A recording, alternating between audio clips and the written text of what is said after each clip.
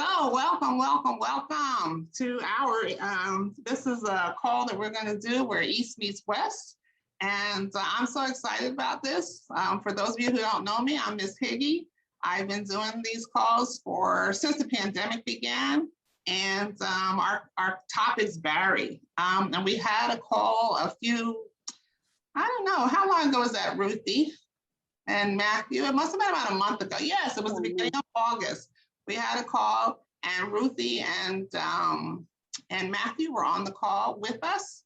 And there was this bright idea that we would do a conversation between Blacks in Japan and Blacks, and I would say in the US, except everybody on this call is not in the US. So Blacks who are not in Japan. So that's how we'll break it down today. So you know who I am. Co-hosting with me tonight is Miss Ruthie.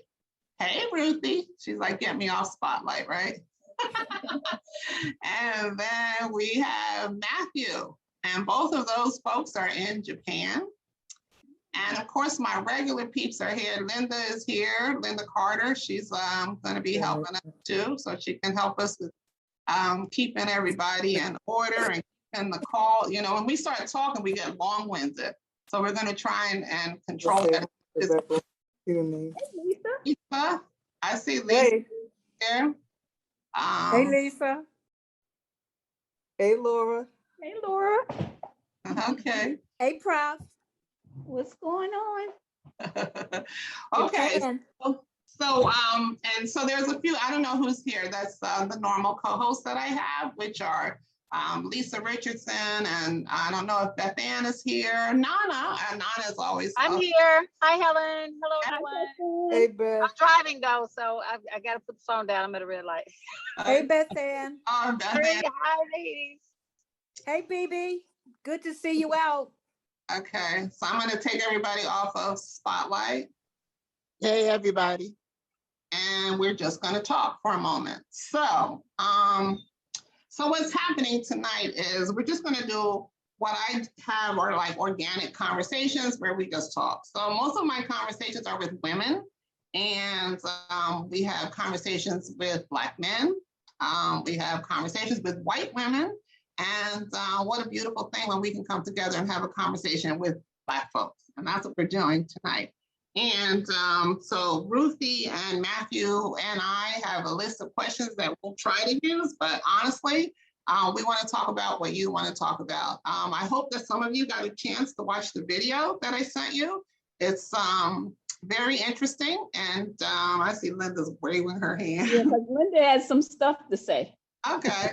But yeah, so I thought the video by NPR was called Living While Black in Japan, and it's pretty powerful. So we want to talk about what are our perceptions, right? Like what's happening in Japan in terms of just being in Japan, what took you to Japan. So I'm going to be calling on everybody to kind of share that with us. So what I'm asking everybody to do, if you can tonight, just so that we know where people are calling from, if you can go to the top of your screen, if you're on, if you're on screen, because some people are calling in by phone, and you'll see 3 little dots in the upper right-hand side of your name. If you could click, if you right-click on that and scroll down to where it says rename, can you just indicate where you're calling from? So like right behind, I'm going to do Jennifer Kirkland so you can see what I'm talking about. So go to rename. And your name will pop up in the screen, and just put where you're calling from. Are you calling from New Jersey, New York? Where are you calling from? So that we can know the variety of people that we have on this call, because they're coming from everywhere. So I always think that's exciting. Okay, so what we're gonna do, like I said, we're gonna have a generic conversation. I call them organic conversations, but it's just, we have, we have a list of questions that we want, but we don't have to go there. Like, I want the conversation to flow. And like, we want to hear about Carl and what he's missing about Japan. Like, that's really exciting, right? As we're talking, does everybody know how to use your reaction button to raise your hand? Or you can do like Linda just did and wave, because we'll try, and we've got a few people looking out for you, so we'll try and acknowledge everybody who wants to speak. It's a lot of us on this call. We're at 74, and my guess is that it'll just grow as the evening goes on. So try to keep the comments between 3 and 5 minutes if we can. The ground rule that I always use in every conversation, I don't think it's for all conversations, is that we guarantee one another respect, because that's, we don't even negotiate on that. We must respect one another.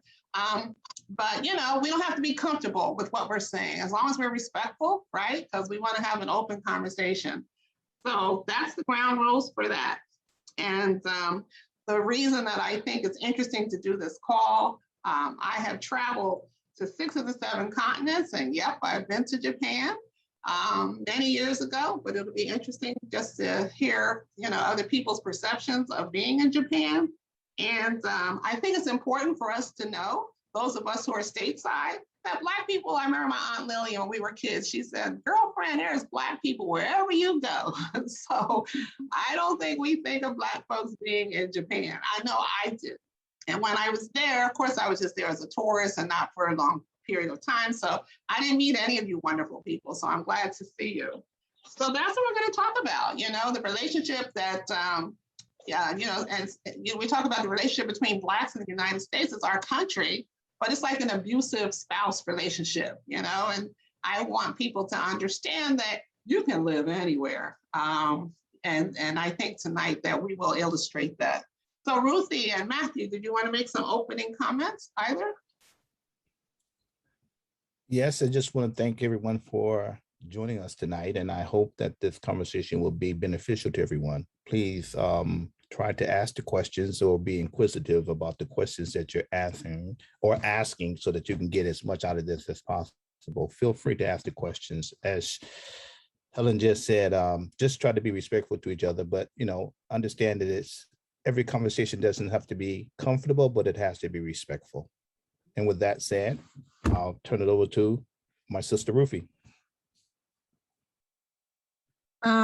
Yes, thank you everyone for joining us this morning, and looking forward to everybody just sharing. And I'm very grateful for those that are from Japan, living in Japan, have joined us, and we definitely want to hear your voice. And with that, I'll turn it back over to Higgy, and you can indicate how you want us to start sharing. Thank you. Okay. So I thought where we would start out with our guests who are from or in Japan. So if you all can just kind of chime in and tell us, and maybe we'll start with Ruthie and Matthew. Like, tell us what took you to Japan, how long you've been there, and what you do for a living while you're in Japan. Or just whatever you want us to know about. What took you to Japan? Go ahead, Matthew. I see you're ready. I was actually going to let Ruthie go first. Yes. Ruthie. How long have you been in Japan, Ruthie? Okay, so the short and skinny of it is that I came to Japan in 2004. So I've been here for over 17 years. And I came here at the young age. I always tell people I came here at the young age of 53. So I'd already had a career, small business in Washington, D.C., where I attended university and stayed and just stayed there after graduating from graduate school. But my road was, I left D.C. and moved to Vail, Colorado. So in Colorado, I was actually one of 3 African Americans there. And from there, I came to Japan. I've always been kind of like a world traveler. So I'd never been to any other Asian countries. So I said, well, why not? It was an easy transition for me because looking back now, companies will recruit you and they make it very easy for you to come. I didn't know the language, but they said, come anyway. I had a place to stay. I had a job. So it was just like very easy. But sometimes if it sounds too good to be true, it is too good to be true. But yeah, and a lot of us, we come here and we say, well, I'm just going to stay a year. And then we find that 1 year turns into 2, 2 turns into 3, and therefore. I've always lived in the same community. I indicate that I'm from Tokyo, but actually I live in a very small, what we call a prefecture, which is equivalent to a state, and it's called Saitama. It's about 45 minutes from Tokyo, but it's a very easy transportation wise. Japan has one of the greatest transportation systems in the world. I live in a typical Japanese neighborhood. And at the time that I came, there were no other persons of color. So I was the diversity. But still, I didn't feel uncomfortable. I looked at myself as just a foreigner, an expat as we're known, not as Black, or color didn't even enter the picture. I'm an educator, so I've always worked in the field of education. I recently was retired from a university because of my age. And now I'm just what am I doing? I have to think about it. Working a little bit. Yeah, was it a mandated retirement or by choice? It was because of age. So with my university, 70 was the max. And you'll find with most universities, it's either going to be between 65 and some will let you go up to 70. So I had to retire. I've always considered myself a community of one. So I do, though, affiliate with several organizations, basically because of the work that they do. I have been a member of a couple of Black organizations, which sometimes leaves my head scratching, but nonetheless, yeah. So that's kind of it in terms of introduction. So I'll turn it over to Matthew. Okay. Actually, my route to Japan was through school. I was with the ROTC program, and I was brought to Japan through that program with the military. I was an aviator, and that was my first introduction to Japan, physically coming to Japan. But my route of coming to Japan started way before that. When I was in elementary school, actually, we had a Japanese family move into the neighborhood, and their daughter came to our school, and her mom, like other Japanese moms will do, you'll find out more about that in this talk tonight. She came to the school to introduce her daughter to our class and tell us, please take care of her daughter, be nice. That woman was just the nicest person on the planet. And that inspired me deeply.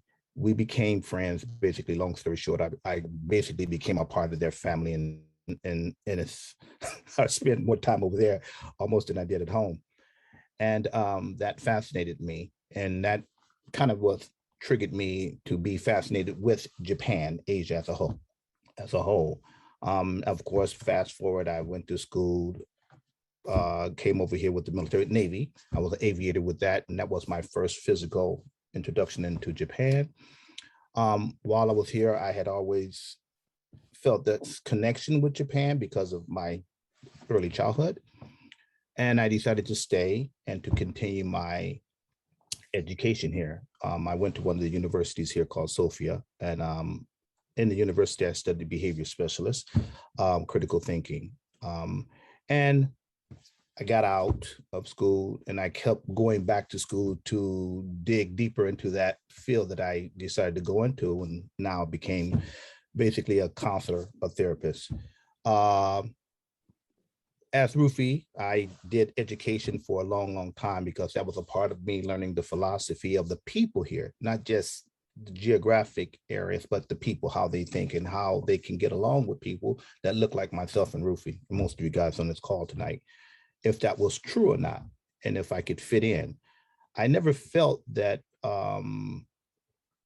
it was going to be easy, let me be honest, because, hey, we're Black Americans, right? But I knew if I presented in a position where I can try and learn how they think, then I can find out if this was really for me. I've been here for 45 years, so basically I grew up here. That's amazing. I'm sorry? That's amazing, 45 years. Yes. Well, my brother's on the line, Carl. He's been here longer than me. He's been here for 50. So, but it has been a balance of things. If I'm going to be very honest with you, I can't look at things through rosy glasses. There have been challenges like you have anywhere you go. is how to navigate those challenges that will either keep you here or say, hey, look, I got to go somewhere else. Now, while I was in the Navy, I did spend time in several different other countries, especially here in Asia. And I would have to say that out of all those places that I visited and spent a significant amount of time in, I knew that my base was going to be Japan. It was going to be Japan. And from that, I just decided to say, what can I do here as a Black person for our community in terms of policies for people that look like me living here. So I've joined several different groups to try to push the policy of people coming over here and try to answer questions for people who want to come over here or even people who visit here. I mean, even as long as I lived here, my family still have questions for me. You know, they understand now what's going on, but they still have questions for me. So in that vein, I think what we do here could be helpful to other people that's coming before us. And even for the people that are here, whether or not they decide to stay because this has become their home or it's a stepping stone and they say, I'm going to go somewhere else. So long and short, that's why I was here. Very good. So can I get some other folks from Japan and Ruthie and Matthew, maybe you'll know folks that you can call out. Yes, can I? Yes, by all means. I have some of my other comrades on this call with me that's in one of our organizations. I would like to try to call on some of them. And I would like to start with, as you just mentioned, Carl. I think he has a very unique story to share with us. So Carl, if you don't mind, could you share a little bit of your story about your How'd you life here? get there, Carl? How long? You've been there for 50 years. Your brother already told us. And you know, one of the things I want, if you all who are in Japan can also talk about what were your perceptions of Japan and Japanese before you got there, and did it change after? But for the most part, right now, we can just talk about how you got there, how long you've been there, and what keeps you there, and what you do for a living there. I think people need to know that too. So go ahead, Carl. Does Carl want to talk? You're muted, Carl. Can you unmute yourself? Oh, wait a minute. Let me see. Can we? I might be able to. No, I don't know why I can't. You click on the blue. I just asked him Go, to. Carl. We can. No, do whatever you just did again. You keep. Tell him again, Miss Nana. I sent you a request to unmute. Yeah.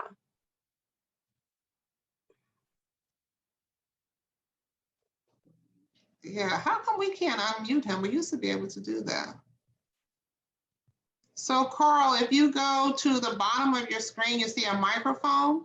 Make sure there's no, okay. Okay, you keep unmuting, but then you mute yourself back again.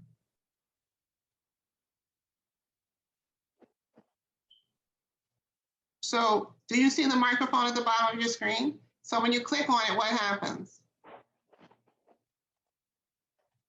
Okay, we can't hear you. So there's a little arrow to the right of your microphone. Click on the arrow. Yeah, he's getting it, but tapping twice, maybe just tap once. Talk, Carl, talk. How are we now? We got it? Yes. Yay! Okay.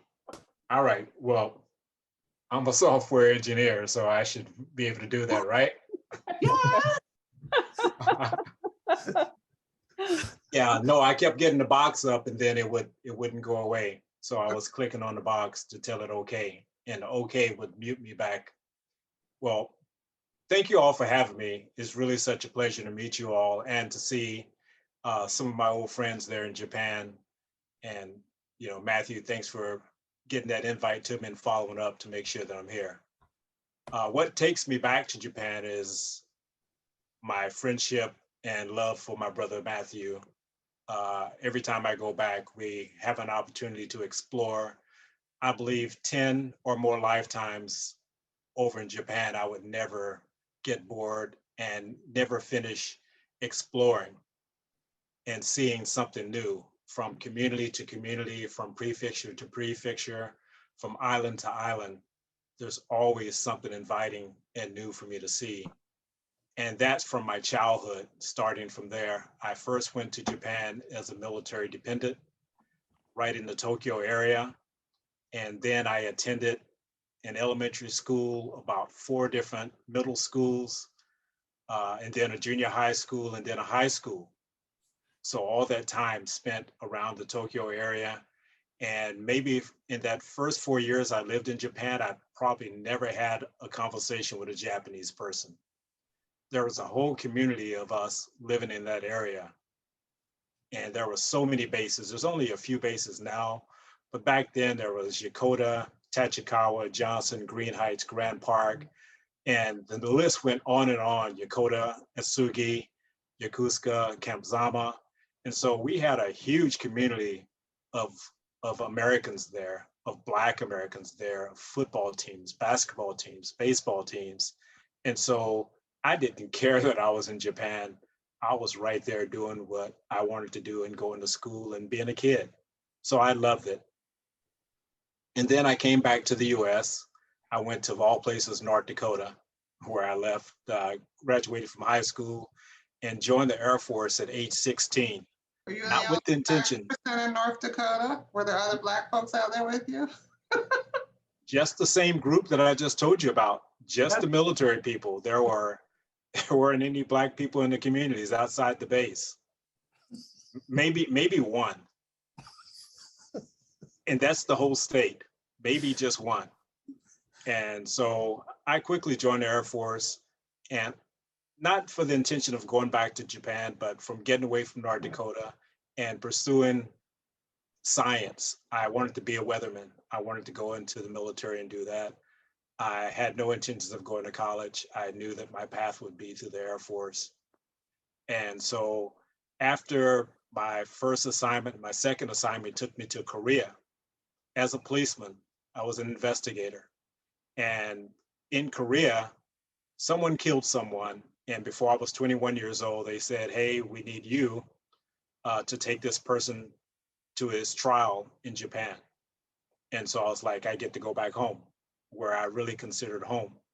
And so there I was, this young airman transporting a murderer or alleged murderer to another country. And he would be my responsibility through his trial. And I would be back there exploring again, doing things, finding out the differences of being a child there and now being a young adult there.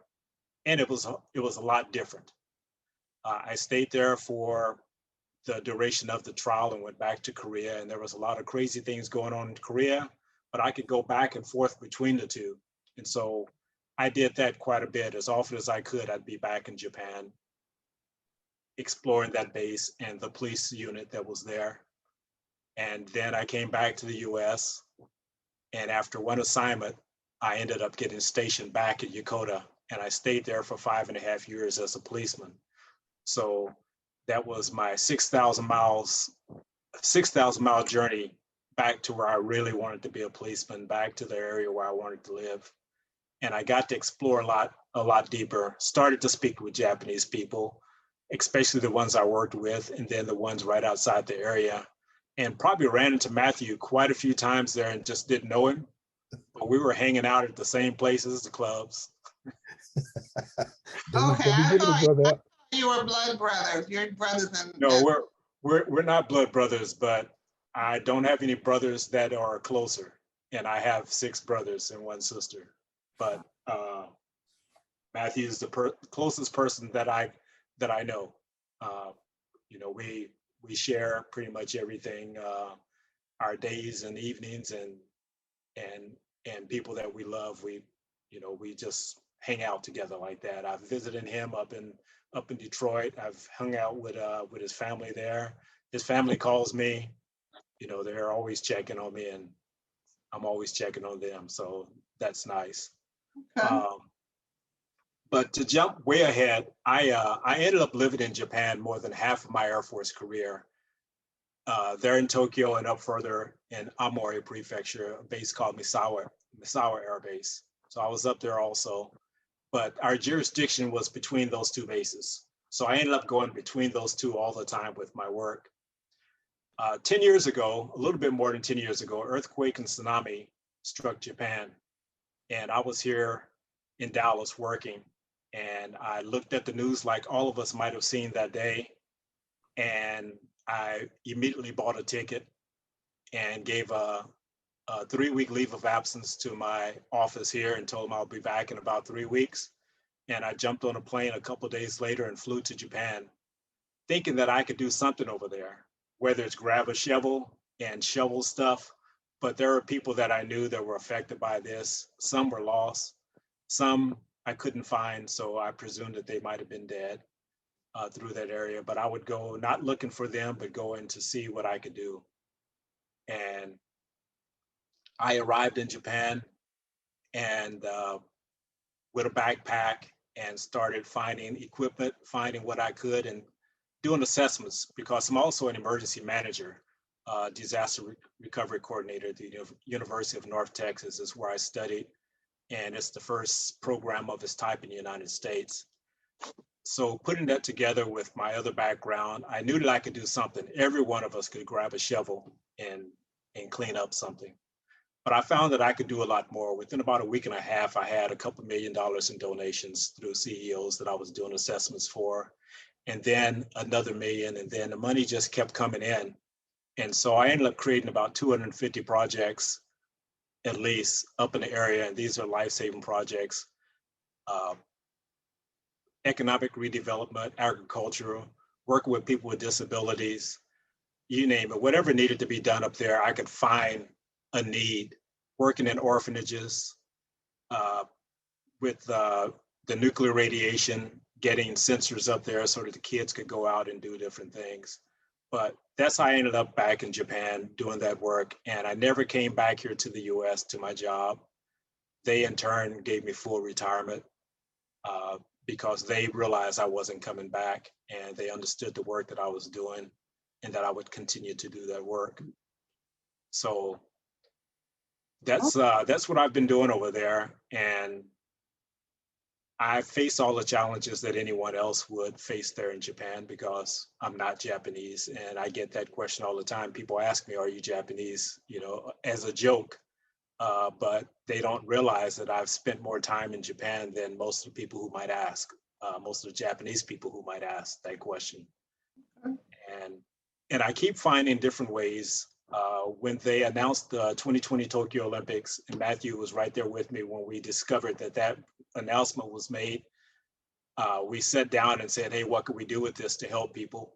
And we created the Tokyo Task Force and some other gold medal kids to use the Olympic athletes and other professionals to help train the survivors of the earthquake and tsunami for paying jobs instead of volunteer jobs within that area.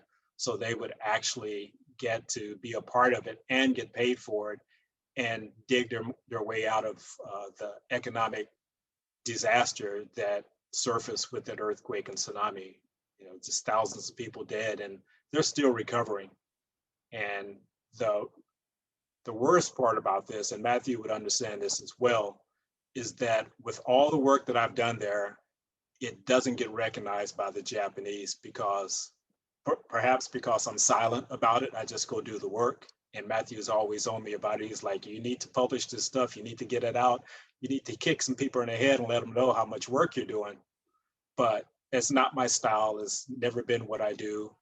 And so I move on. And so I just closed down TokyoTaskForce.com, and I just started Los Angeles taskforce.com for the 2028 Olympics, because it's really important how our communities all across America can be involved in the Olympics and not be impacted negatively by the Olympics. And that's what will happen if we don't do anything. Mhm. So that's my story pretty much about Japan. Of course, it's so much deeper than that, but in a nutshell, that's it. Okay, so we'll be back to you for sure. I know there's other folks on here from Japan. Gregory Glasgow, can we hear from you, please? Gregory? His hand, oh, you're mute. Gregory, you need to unmute yourself. Go to your microphone and click on your microphone, and when the line goes across. Do you see your microphone at the bottom of your screen? Okay. Donna, Okay, I can you just hear me asked, now? yeah, yep. You can hear me now, right? Okay. So real quick, All right. Helen, I think everyone is automatically muted. Someone wrote in the chat that it says host does not allow. So I can go and ask people to unmute if needed. But I think Gregory got it. Yep. Okay, I got it. Can everybody hear? We hear you. We hear Yes. you. Okay, great. To Japan, Wonderful. how long have you been there, and what do you do for a living there? Okay, so yeah, so this is an interesting story. So I'd like to start with my mother, because my mother worked at UNICEF for about 50 years or so, and she instilled in me this love for traveling.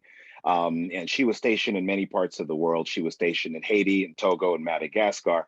And I lived with her in those places. And from that experience, I got the travel bug, so to speak. I got to really appreciate what it was to be immersed in another culture and to really, learn about the intricacies of the way different people live. Then after that, so this was about just after I graduated, maybe about quite a while back anyway, but I returned to New York after my college years when I lived with my mother in Africa. And I worked in New York because I'm originally from New York, Guyanese American. I worked there for about a year or so, but then started to feel like I was kind of stuck and in a dead end situation with, my job prospects. So I saw this advertisement in the paper, live and teach in Japan. I said, wow, that could be an interesting way just to go away and try to figure out what I want to do with my life for about a year, because they were offering 1-year contracts, and another chance to see what it was like to live abroad, since that seemed to stimulate me so much. And so, I applied for the information. And then when I got brochures about the teaching job, and the pictures that they had in those brochures tended to be, well, I mean, you could see no people of color in those pictures. It was just all, white, people dressed in fancy suits, interacting with Japanese students. So I figured, wow, am I going to experience that kind of ostracism if I go out there and be a teacher? How would I be received? So a lot of those questions started to raise in my head. But then something inside of me just said, you know what? It's just a year, go anyway. And my mother was very supportive in that regard. She's like, don't let that kind of stuff, get you, dissuade you from doing what you want to do. So I decided to go to Japan. And here I am 22 years later.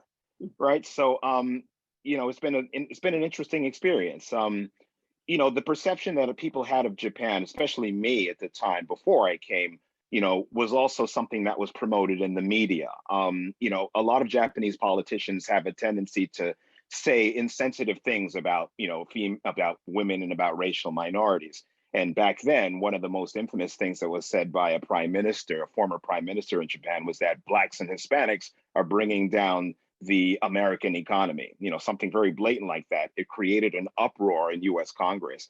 And so that, statements like that color your vision of a country and make you wonder, well, is that going to be the right place for me if that's how people are thinking? But, when you actually get here and you interact with people and you make genuine friendships, and you live your life here, it's just been a really, really wonderful experience. I started as an English teacher at an English conversation school, and now I'm an associate professor of linguistics at a private university. And hopefully, it looks like my tenure will go through. So it's been a great story. And, it's just, I don't know what else to say. When you have those opportunities in life, it's important to take them. And it's important for people of color, it's important for us to seize opportunities that we may, encounter around the world, and not let, any sorts of, negative thoughts hold us back. And that's kind of, what I really got out of this experience so far. I'm probably going to be staying here. I'm probably in here for the long haul until retirement. That's the way I see it. So in a long story, long story short, that's my story. Don't leave us. We'll be back to you. We got to hit on some of the young ladies. Some of the young ladies. Nana, whose hand did you say was up? Allison Rogers. So I'm gonna find her and then.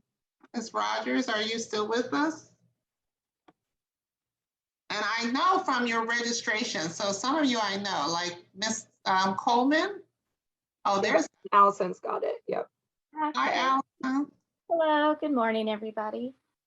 Can you hear me okay? My connection's a little unstable. Yes, we hear you. Okay, great. So my name is Allison Rogers. I'm also in Saitama like Ruthie, but a little bit more north. I'm originally from Raleigh, North Carolina. I noticed a lot of North Carolina people, so hello. I came to Japan in 2004 as well. I guess my way of coming it's not so sexy, but it's just, I like to travel. So my degree is from Spelman College, but I went to school in Dominican Republic in Mexico. I grew up with, hearing Spanish, French, German, in my house. And I just like to travel. And I wanted to pick up another language, because originally my idea was to coordinate my own study abroad program. So it was just a friend told me about what's called the JET program, which is teaching. And I thought that was awfully weird that I could go to a place and not be a trained teacher, but I saw it as a way to go to another country. But I just ended up in Japan, and currently, I am actually married to a Japanese national, which, kind of, changes your life a little bit. I'm a property owner. We built a house. So I do still teach part-time. I am director of membership for Legacy Foundation, which is consuming a lot of my time. And I also decided to pursue some of my creative interests, and I am now an inventor. Japan is, I find my life in Japan, or like my impression of Japanese people, I didn't really have one.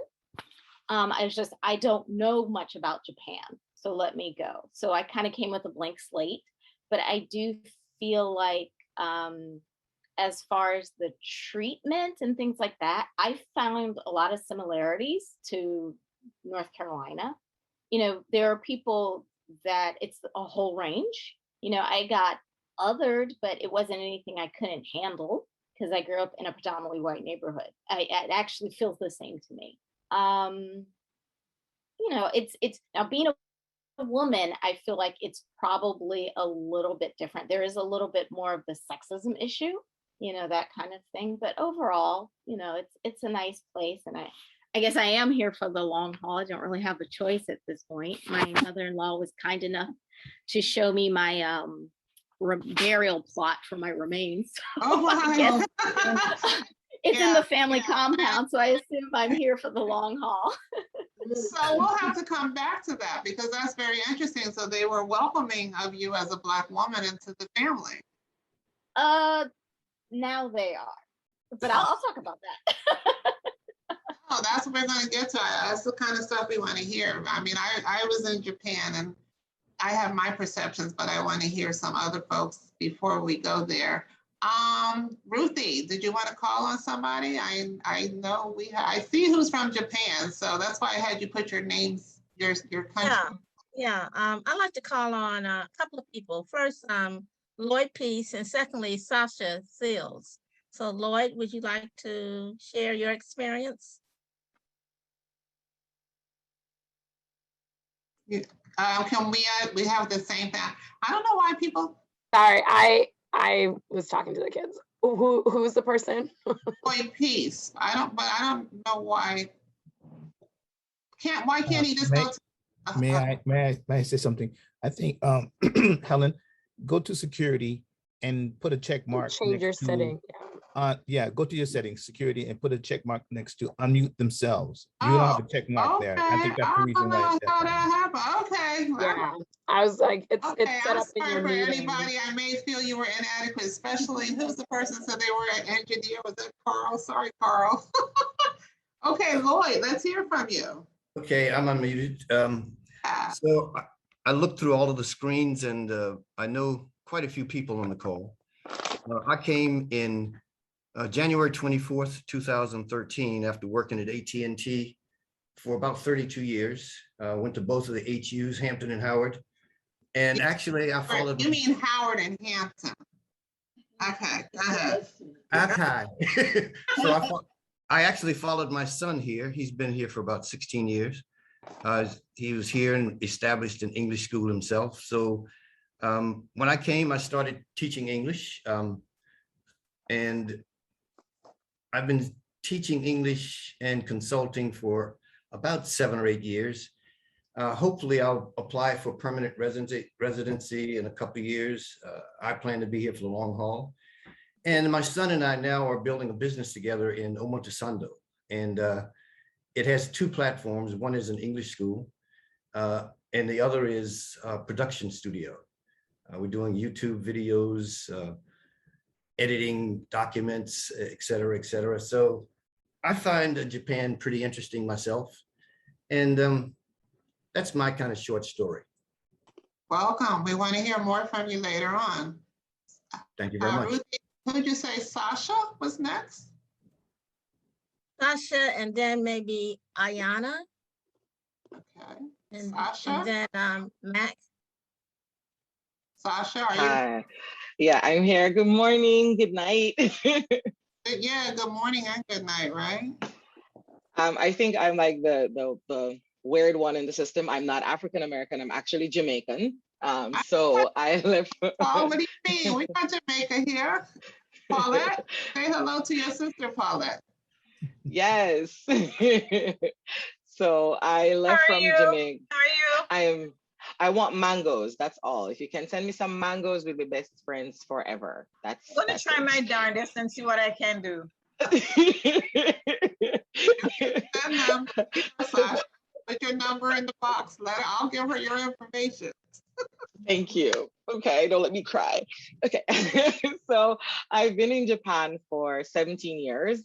I also came with a weird story. The person I was with came here on jet, and 2 years in his program, I wanted to leave Jamaica and explore fashion, because that's what I had a small business in Jamaica where I looked at controlling the public image of like athletes and stuff. And I was in university and Asafa Powell was on campus and Usain Bolt, and we're like, yeah, we can do it. Of course, after college, all that goes away. So within a year, I moved to Japan, and yes, all the mango people, thank you so much. I started, I know, if you're not Jamaican, you don't understand. You don't understand, okay? So I came here thinking that, I'm just gonna continue my business here, and I'm just going to start marketing and it's going to be awesome. Yeah, and Japan taught you really quickly that that's not going to happen because you speak no Japanese and you're trying to tell people how to do things and you don't know anything. So I got kicked in my butt really quickly and pivoted, as most people, to teach English. It wasn't something I enjoyed, so I only lasted like 2 years teaching English of my 17 years here in Japan. I then transitioned into recruiting, which is like the second job in Japan. Like there's English and there's executive recruiting. So I was able to go into the executive recruiting world as working in fashion. So I did get to work in fashion, just not in the way I had originally envisioned. Then the Lehman crash, the world, nobody was hiring. And then I had to again reinvent myself. And then I had met my husband at the time, who's African American. We got married. Then we decided to have children. And then Japan was like, well, you're pregnant, stay home and don't come back in the workforce. And I'm just like, fine, I can make my own money, so bye. So I decided not to go back into the Japanese workforce. And within a year of having my daughter, I started a bakery here in Japan, and my bakery has gone from word of mouth to working with Latanya Whitaker from Soul Food House. And when they opened their restaurant, I was blessed to do the desserts there. Then I started working with an Italian coffee shop called Segafredo, doing their cupcakes and desserts. And that led to me opening the Omotesando cafe for Ralph Lauren, doing their desserts there. So it's one of those things where in Japan, you can, I think positioning is one of those things, I think anywhere in the world, but in Japan, I've been blessed with amazing community. I'm spoiled, period, point blank. I'm spoiled. I have a really, really great relationship with the Jamaican community. We're very small. So the ambassador has always been like a WhatsApp message away. And then my husband and I were part of Tokyo Black Professionals. And to this day, people who have been in Tokyo Black Professionals over the last 10 years have gone all over the world, but they still like, hey guys, thank you for your help. And they're helping us along the way. And over the last year, it's been Legacy Foundation Japan, where both my husband and I work at supporting people here in Japan. But even to that, like I grew up poor from a single mom, but she's always had food for extra people. She's always, if it's just one boiled dumpling and a piece of tin mackerel, I don't know if you understand those things, but she's always been giving.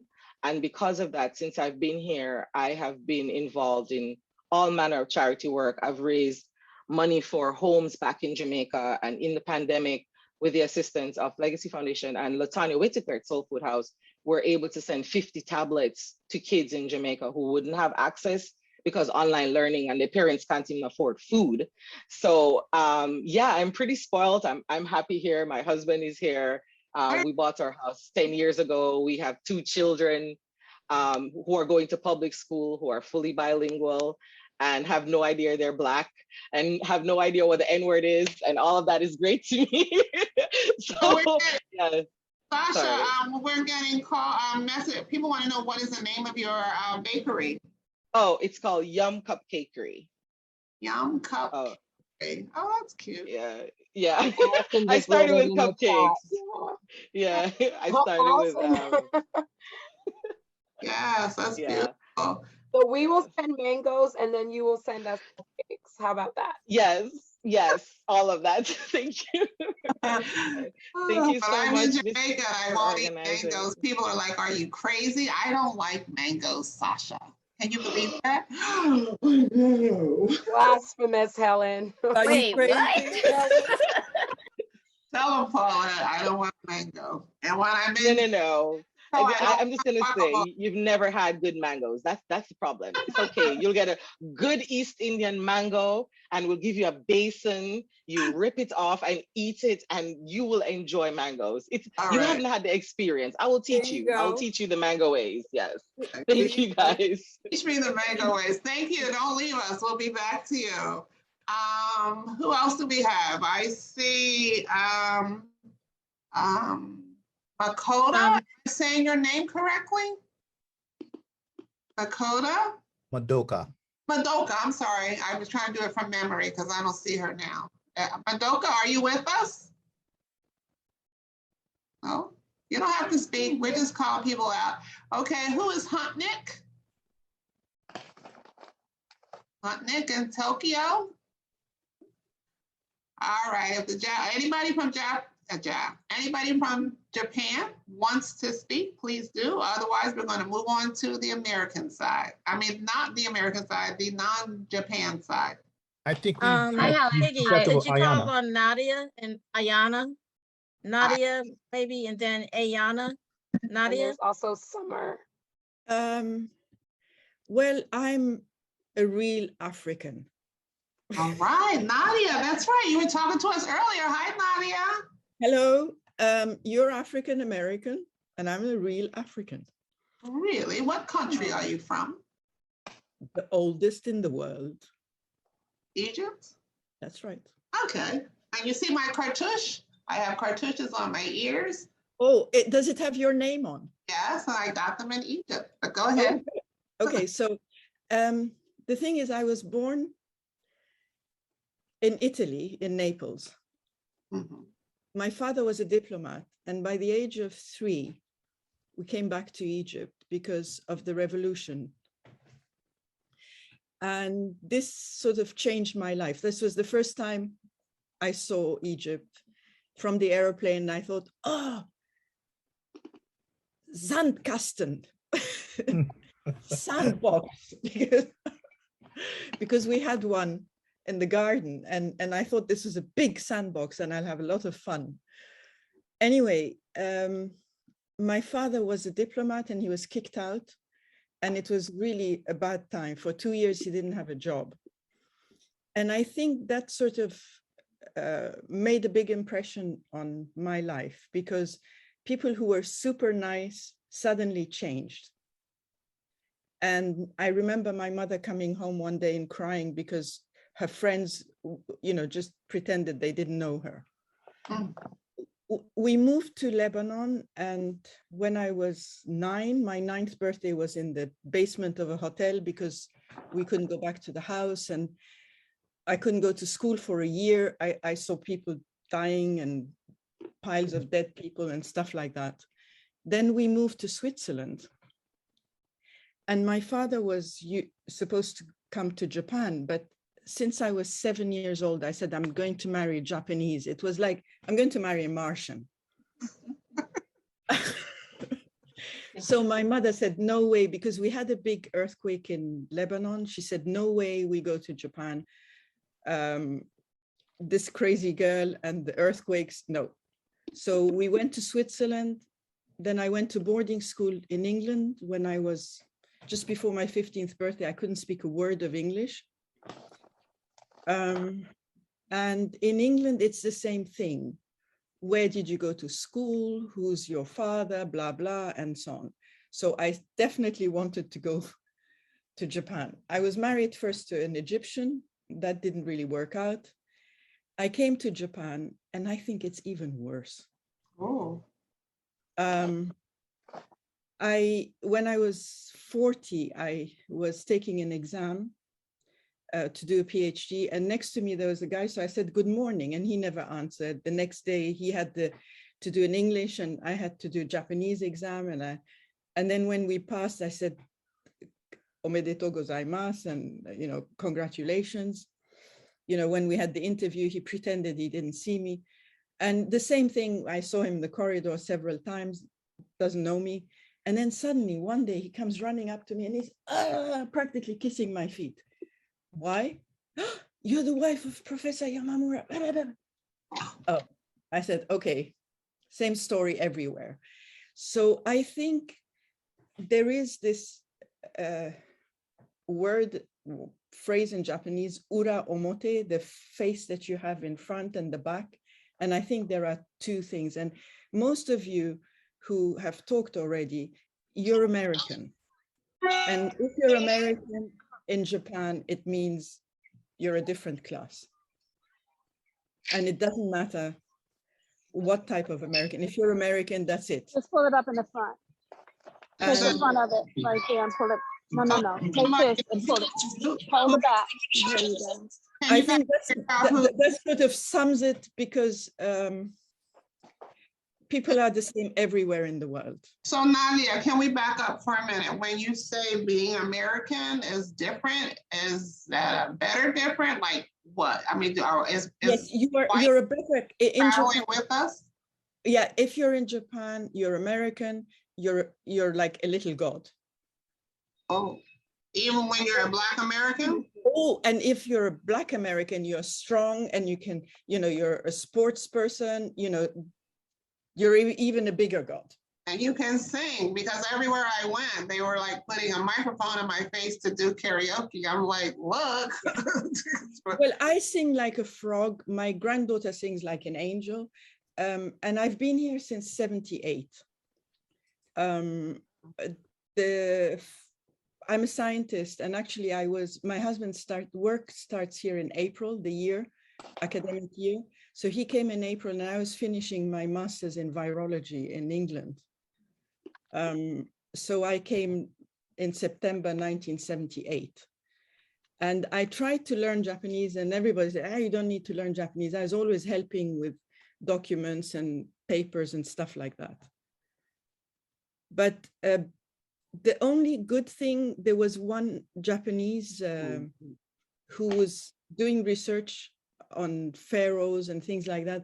And that sort of gave a little bit of a good impression of Egypt. But that's what I can say. So. No, very interesting. We want to hear from all perspectives. So that was great. I think it's very interesting to see the difference if you're American and if you're not American. Right. So like I have an Egyptian friend, because in Egypt, we're all colors. I mean, my sister's blonde, my younger sister is much darker, so we're just mixed. Right. And when I go to Egypt and I come back here, it's like from being in a colored movie to black and white here, because everybody's got black hair and, so it's being American does not really give you the proper impression of what Japanese think of Black people. That's what I'm that's the sort of final thing I'd like to say. Thank you for your comments. Ayana, can we call on you next? Sure. Can everyone hear me?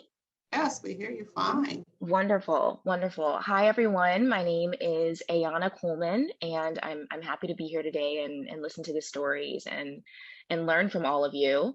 From the people who have introduced themselves, I feel like I'm kind of the youngest person in terms of my time spent in Japan. I moved to Japan in 2018 with my husband, and the reason why I find myself here in Japan is also a little different from the previous stories. My husband's job moved us here. So we lived in New York, and I was working in the publishing industry, and my husband is German.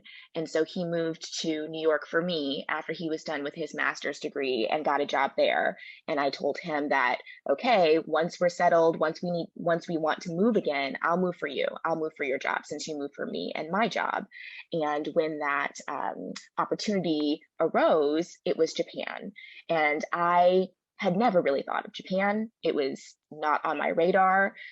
In America, for a lot of reasons, Europe is kind of the place that a lot of people think of when they think of, oh, if we're going to move abroad or we're going to travel, let's go to Europe. And so my thought process was, oh yeah, France, because there are Black people in France. I didn't know there were going to be Black people in Japan. And that was one of my main concerns. I knew, or I had the perception that Japanese culture was very homogenous, and they were, it's a country that is known to close and open and close and open to other cultures and societies. So I did not know how much they were going to know about Black people, but I knew that there are really bad perceptions of Black people that are pervasive in the media. And so I was a little worried about coming to this country that for a lot of reasons are hesitant when it comes to difference.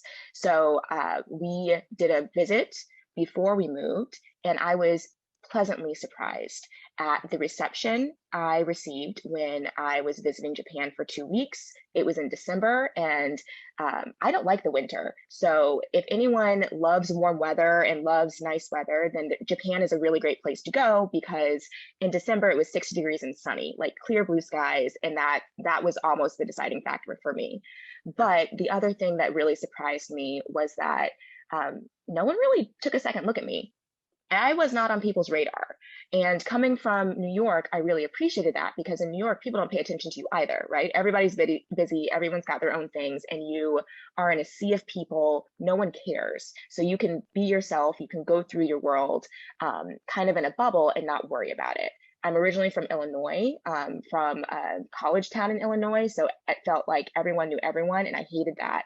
So I loved coming to Tokyo and feeling like, okay, you can kind of be anonymous here. You can kind of go about your own business and people aren't going to stop and stare.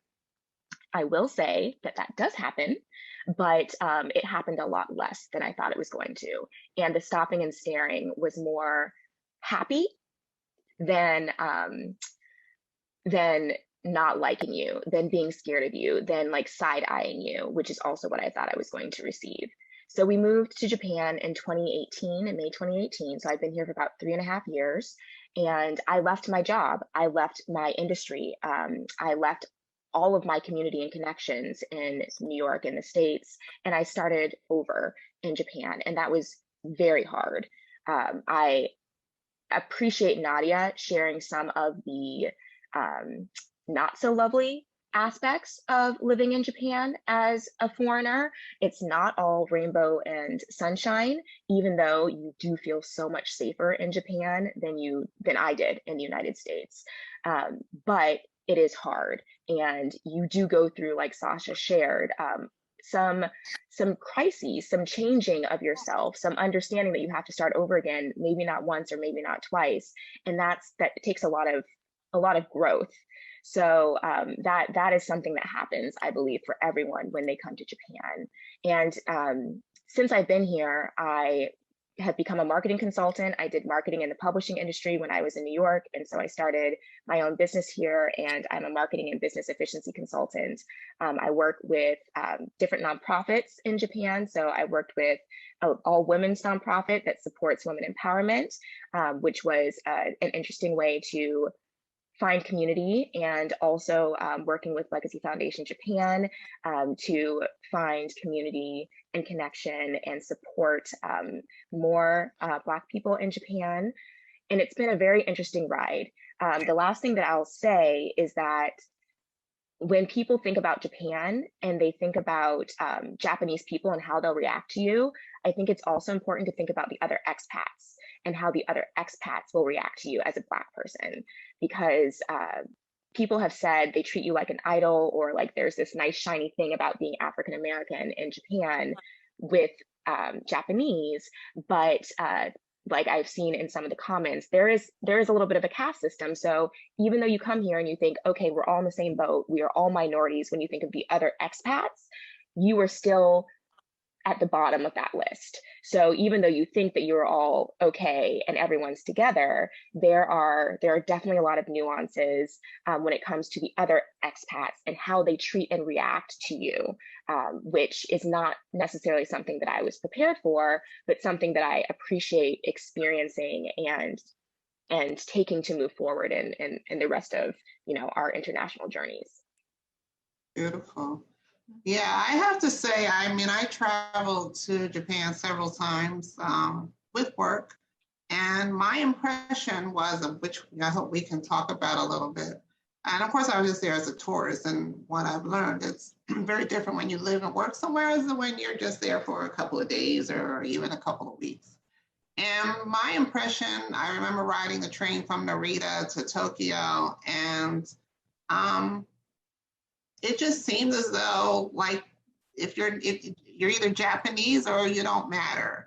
The immigration rate to Japan is less than 2%. So I find it interesting that, are you guys the 2%, right? So, but it seemed as though they were indifferent to anybody. It's not so much that they were prejudiced. They just, if you were Japanese, then they didn't really care. So it didn't matter if you were white, if you were Korean, if you were Chinese, you're not Japanese. Was that a misperception on my part? No, Sorry, I that's just definitely true. Yeah, I'm sorry. definitely true. I think Asians have a harder time than Blacks because of the history of China and Korea. My Korean friends and my Chinese friends get a different type of racism. Like, they literally stay in their same areas, they go to the same school because of the history. We don't have a conquering history, people of color, with Japan. So we do, in my opinion, as Ayana was saying, I just want to, it's not all roses, but when it comes onto other Asians, like Chinese and Koreans, if you're Filipinos, if you're in Tokyo and stuff, you will see the trucks saying go home, you will get that kind of visceral reaction. Blacks get it, but it's different. You know what I mean? It's not like one-off person would say go home, but Asians have it, I think, a little bit more difficult when it comes on because of the history between Korea and China and Japan. You know, in my conversation, we were prepping with Ruthie and Matthew. I said, and this is, you know, somebody else can chime in on this. You know, there's tension in the United States between Asians and Black Americans, and I think we all have our perceptions. But for some reason, I think of the Japanese like the white Asians. And when I say that, I don't mean in tone. I just mean, I don't know, if you talk about caste system, I think that they don't see themselves, and I'm generalizing because I don't know anything about Japanese, but are they thought of as like the white people for the Asian community, or is that just another one of my stereotypes? I don't know whether it's like one of your stereotypes, but one of the things that I can remember, and it still stands out in my mind, they don't like you to ask the question. And when you do, the response is, and this is the pat answer, it's the rule. And I'm like, well, what's the rule? Is there a book? Can you point that to me? And basically they can't, but it's the rule. So as long as you follow the rule, it's okay. But once you step outside of that, then they do notice you. They do notice you. But if you, as long as you follow the rule, as long as you go along with the program, as long as you don't ask the question, you're okay. What's the question? You lost me. Well, any question about anything. If you question anything, like why, they don't, you know, and I even had in one situation, I worked for this school, the manager said, why are you always asking why? Well, there's a reason for why you do certain things, but you will find the mindset of Japanese, you go to work, you do what you're told, you don't ask any questions, and that's it. So literally, if somebody told you, and I swear this is a true story. I was teaching a small group of women, and I was talking about the one passenger on the Titanic. And when he decided to save himself and came back to Japan, he was ostracized. And I said to these women, if somebody told you to jump off of Mount Fuji, would you do it? And they hesitated. You just don't understand. I said, okay. Yeah, okay. And you don't want to understand. I do believe the point was brought up about the caste system in Japan. Yeah. And I think that has a lot to do with the connection of what we're all talking about.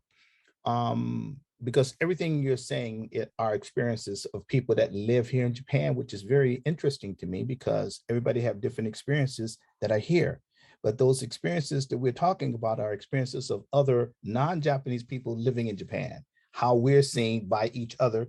I'm talking about the non-Japanese people living here, okay, as how we view the natives, right? And I think it goes back to that caste system. To be honest with you, I think if we look at discrimination, it hurts. It doesn't matter how it's being done to you or whom it's being done to you by, it still hurts, right? One of the basic things I think here in Japan is that if we pull back the onion peel, they don't really like each other in a sense. If you're from a different part of this country, you're going to be ostracized. You're going to be discriminated against. They don't like each other. Because of that caste system, it goes back to this classism, right?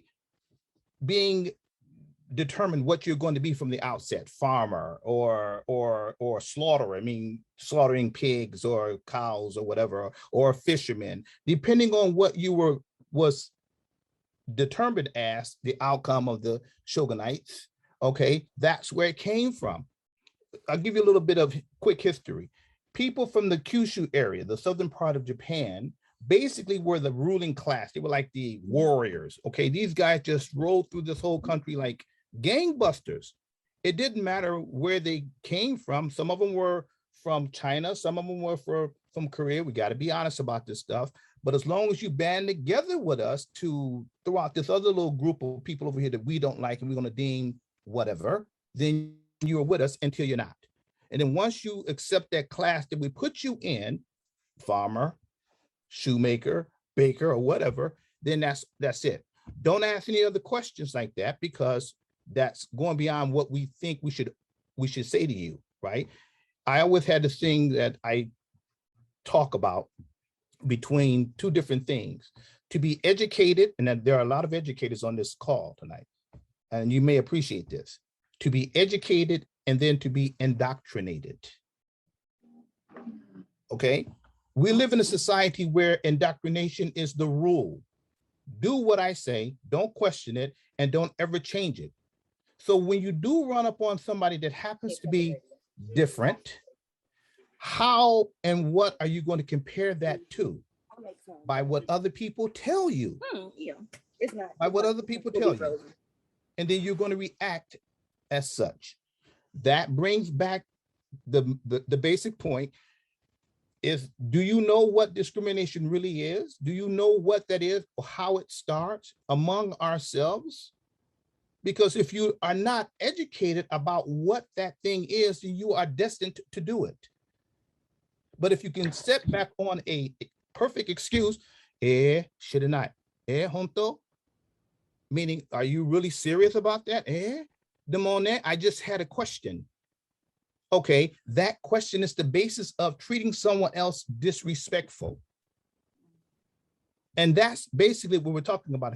If you look at a class, I don't care where you come from, we're still here, all of us, right?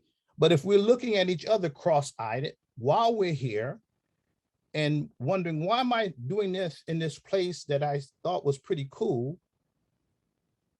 that I maybe from a place that I came from, and I should be getting along with people. I think the basis is whether or not do those people get along with themselves good enough to be able to recognize who you are as a human being, and then start from there. I see a few people confirmed my perception in the chats. Madoka and Hunt Nick said that during apartheid, Japanese people were considered honorary whites, which is very interesting because when I was in South Africa, I was like very incensed that I was told because I was an American and not an African that I too was honorarily white. And I was very clear that I didn't even want to be honorarily white. I found that offensive. So anyway, who else do we have? And we want, I see some hands. Gareth. Gareth had some questions that I thought were pretty interesting that the folks in Japan might want to answer. And I see LaTanya and Brandy too, and Americans, I'm sorry, it's not Americans, people who are not in Japan, we want to give you some time to ask questions and talk about your perceptions too. So who'd you say, Nana? I'm sorry. Gareth? I think it was Gareth. Gareth, are you still with us? Gareth? Is he still with us, Nana? Yes. Maybe he's shy. And I can read the questions. Gareth, I want to take your voice. Hi, I'm here. I wrote my questions in, and I happen to be a female, not a male, but that's okay. I get that all the time. Hi, Gareth. Hi, Gareth. Hi. The questions that I had were written. Now I have to go back to them. How often did those who are in Japan return to the US? Do they hold dual citizenship? Would you advise people to follow the same trajectory, especially since the pandemic? And for the female who are unmarried, are you perceived differently than a married person? Good questions. So you all, as you're talking, can you keep her questions in mind? Who do we see? I saw Brandy. Did you go away? And you have 3 hands. Yeah, I saw Brandy. Okay, so let's do LaTanya. Oh, I'm here. Oh, go ahead, Brandy. Did you have your hand up? I did. Okay, go ahead. Let's hear from you. You look like a very young person over there in Japan, or am I being? Oh, thank you so much. That's not true.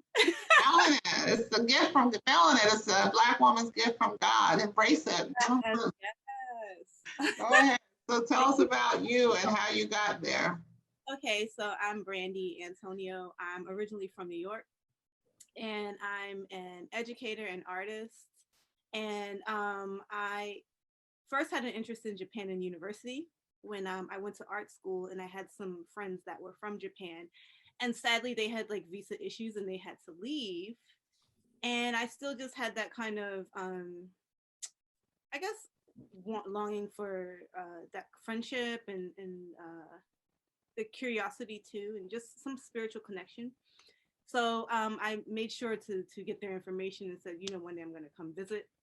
And after university and working in the creative field, I did end up making my way back to Japan on the JET program that some of y'all mentioned. And the reason why I chose to come to Japan and work as an English teacher was just to really get an accurate read of the people group and the society, and what is it to live among people in this country, rather than to have generalizations and stereotypes, and how is my art perceived, and how is it to just be in a different country in general. And so I had come to Japan in 2017 as an English teacher and had been pursuing art at the same time. And my experience here has been like very up and down. Up in the sense of like breathing room from the hustle and bustle of being in New York City. But then something on the below the surface was unsettling for me to be here around what I perceived as like surface happiness, but below something else was, you know, people not really willing to engage on a deeper level to make full lasting connections other than generalizing or other than images that were perceived. So being an artist, how to get to the point of creating an image is very important for me. And being able to control an image or how you're perceived is very important to me. And just being here and seeing like advertisements or commercials or how foreigners and Blacks and brown people are perceived was really pulled on my heartstrings. And so I think being here as an artist, I would like to make some sort of impact to be able to give a accurate representation of who I am and who Black and brown people are as well. So, yeah. So what do you miss about New York? Anything? Everything. Well, Tokyo looks like New York. Not the same, huh? But I think the thing that I have experienced here, what I do know about New York is we get a bad rap for being like tough and rough, but I do know for sure that if I fell, somebody would come pick me up. And sometimes living here, I don't feel like that's the case. I feel like I'll be carefully observed and given a look, but I'm not sure that you would love me like a brother or love me like a sister. I think I'm sure Mr. Whitaker, you're in Japan? Yeah, I've literally fallen in between the train and people have literally looked at me. Not I was going to pick Randy up. So in the literal. Thank you for literal. Yeah, so it's not just a feeling anymore. Like David can testify to that. Tell us, David, about yourself, how you got there and why you're there and how long you've been there. What are you doing there? And are you I've been in ever as a relative term. I mean, I love visiting America when I visit, but I've been here 16 years in Tokyo. Where are you from in the States? Atlanta. Ah. And But I was born in Prince George's County, Maryland. So yeah, I got my East Coast representation all there. But my wife and I have been here 16 years. We came as missionaries, and it's been different, to say the least. your wife is LaTanya, correct? Yeah, LaTanya. Can we put LaTanya on spotlight, somebody, please? And they can talk to us together. Ooh, Tanya, you gonna talk with me? I will. LaTanya, wait. LaTanya. Okay, let me go. Let me turn off the grits. Let me turn off the grits. Chopped them up there. I'll be right after. Sorry, we're prepping brunch. Oh wait, LaTanya's in the video, right? The NPR video? Ah, I was just getting ready to post it, so perfect timing. Go ahead, David, tell us about how you all got there and what you're doing. And I see a few people were asking about worshiping there. So you all, I know you sing gospel. Did you say you have a church? We host a worship service at our lounge. One minute. Let's turn this way so that we are in shadows. That doesn't work. You can't hear? We hear you. I mean, it's just us talking. Okay, we hear you. Okay, go. We hear you.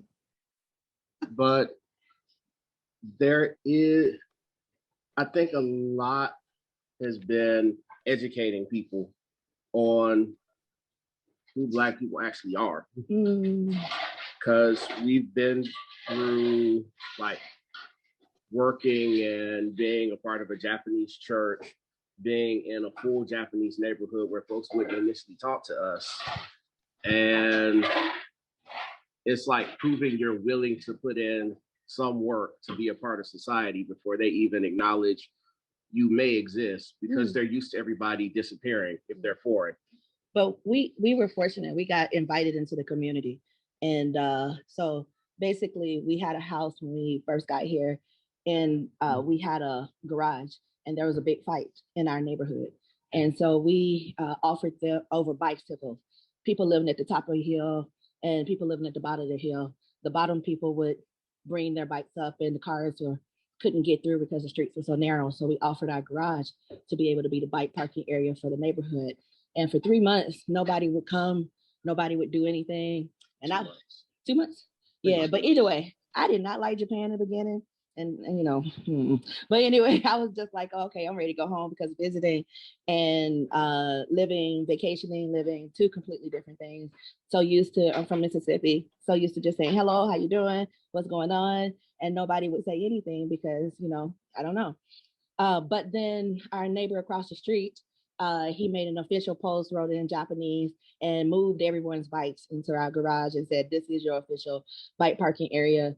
And then after that, basically, we were invited to the community center where all the politicians and everybody from the neighborhood were there. And they literally said, hey, these are the Whitakers. The Whitakers are good people. Please welcome the Whitakers. And everybody did a clap. Politicians came around pouring us alcohol and sake soju, all that kind of stuff. It was very dangerous with the pour of the alcohol. But literally at that time, that's when we were officially received. And then it was a whole different experience from then, because we realized our community was having picnics, bowling parties, rooftop parties, all kind of stuff, just so that people can get to know each other. And we were invited to all of that. And so when I raised my hand before, go ahead. But there is a difference. We lived in a house. Yeah. If you live in a house versus an apartment, they treat you different. Very, very, very, very. Like apartment dwellers don't get respect. Yeah. But our neighbors, we had one neighbor, two older ladies, absolutely hated us because they just hated the owner of the house in itself. So literally that was their own problem. They were just like, okay, it didn't matter what we did, but we were able to start the Thanksgiving parties the first year. And we didn't really get any complaints from the community because we were already accepted into the community. And that just went on for 10 years. But one of the things I wanted something, LaTanya, in the video, if I'm not mistaken, you say something like you learn to appreciate yourself or something. Yeah, that's what I was gonna respond to. I remember back when Ruthie was talking about the question why. Many Japanese do not like to ask the question why. And however, every time I'm doing a cooking class, every time I was teaching a gospel class, every time I was doing anything, people wanted to know the answer why. And, you know, being from America, a lot of times we just did it. And that was just a part of who we were, not knowing the answer to why. So I began to research more about my Black culture and who I was as an African American, who I was as a woman. And I learned to appreciate myself even more what I was cooking or the dishes, or, you know, who knew that chicken and waffles came from Pennsylvania Dutch country rather than coming from New York or from Gladys Chicken and Waffle or Roscoe's. I was just like, you know, just not, you know, just actually realizing where things came from and what I was cooking and what you know. So it was just interesting that as I learned to answer their questions why, even though they hate answering any whys, is quite interesting. But it helped me to grow as a person and know who I was as a person, that I can pretty say that, because answering the question why for them was answering the question why for myself. So in that way, I was happy. In a way, answering the question why for them means they would have to actually abide by the answer. Because there's a lot of answers to why that don't make sense, because nobody follows the reason why, or the actual reason why. They're like, if you ask it, I got to tell you. And if I tell you, that means you get to scrutinize me for what I am not doing as the reason I answered why. Yeah, like some people can learn Japanese very well. But me, I'm sitting up here trying to understand, okay, so why is that right there? And they just say, just do it. That's just the way it is. Just do it. So that's one of, another conversation. How do you learn? It's one thing to learn a new language, but to learn a whole new alphabet, that's like you can't even sound it out. So yeah. A lot of learning language is learning the culture. Once you learn the culture, everything is contextual unless you're reading it. For you. That's true. Some people can just learn language as well. I can't. Yeah, I have a former student. He just had a real thing for languages too, and he went into the army, and he's been in Japan and I think Korea. He just really picks up languages really easy. Yeah, that is awesome. And David, don't leave us. I won't. I'll just be in the kitchen cooking, so that's why you'll see me moving with biscuits. What you burning, girl? Breakfast or what? Yeah, it's brunch time, so I'm making biscuits and grits and sausage gravy, and gonna make some mac and cheese. So y'all got grits over there? Girl, we know how to acquire things. We know how to get our stuff. Hey, all right, I'm going. What's your Thanksgiving dinner? You have sweet potato pie and the whole bit? Girl, sweet potatoes are the toughest thing to get here, because smoke me some in. They don't have. So Sasha wants mangoes and you want sweet potatoes. I want sweet potatoes. I just need two. I got land. I can acquire land. No, they have something called Nijinimo, which is the closest to the sweet potato. But because they're so small, that's one of the reasons we don't make sweet potato pie, except for just occasionally in the restaurant, but not on the regular. Cool. But we got catfish and country fried steak, country fried chicken, mac and cheese, grapes, black eyed peas, cornbread, all that stuff. All right, I'm going back in the kitchen. I love you guys. You have Helen, you have Mac Kendama. Thank you, David. David, did you say where you guys are from in the States? I'm from Atlanta. She's from Mississippi. Oh, okay. That's why she got them catfish going on in this. Okay, oh yeah. We got it. Okay, we'll be back to you. Don't leave us. Okay, Mac Kendima.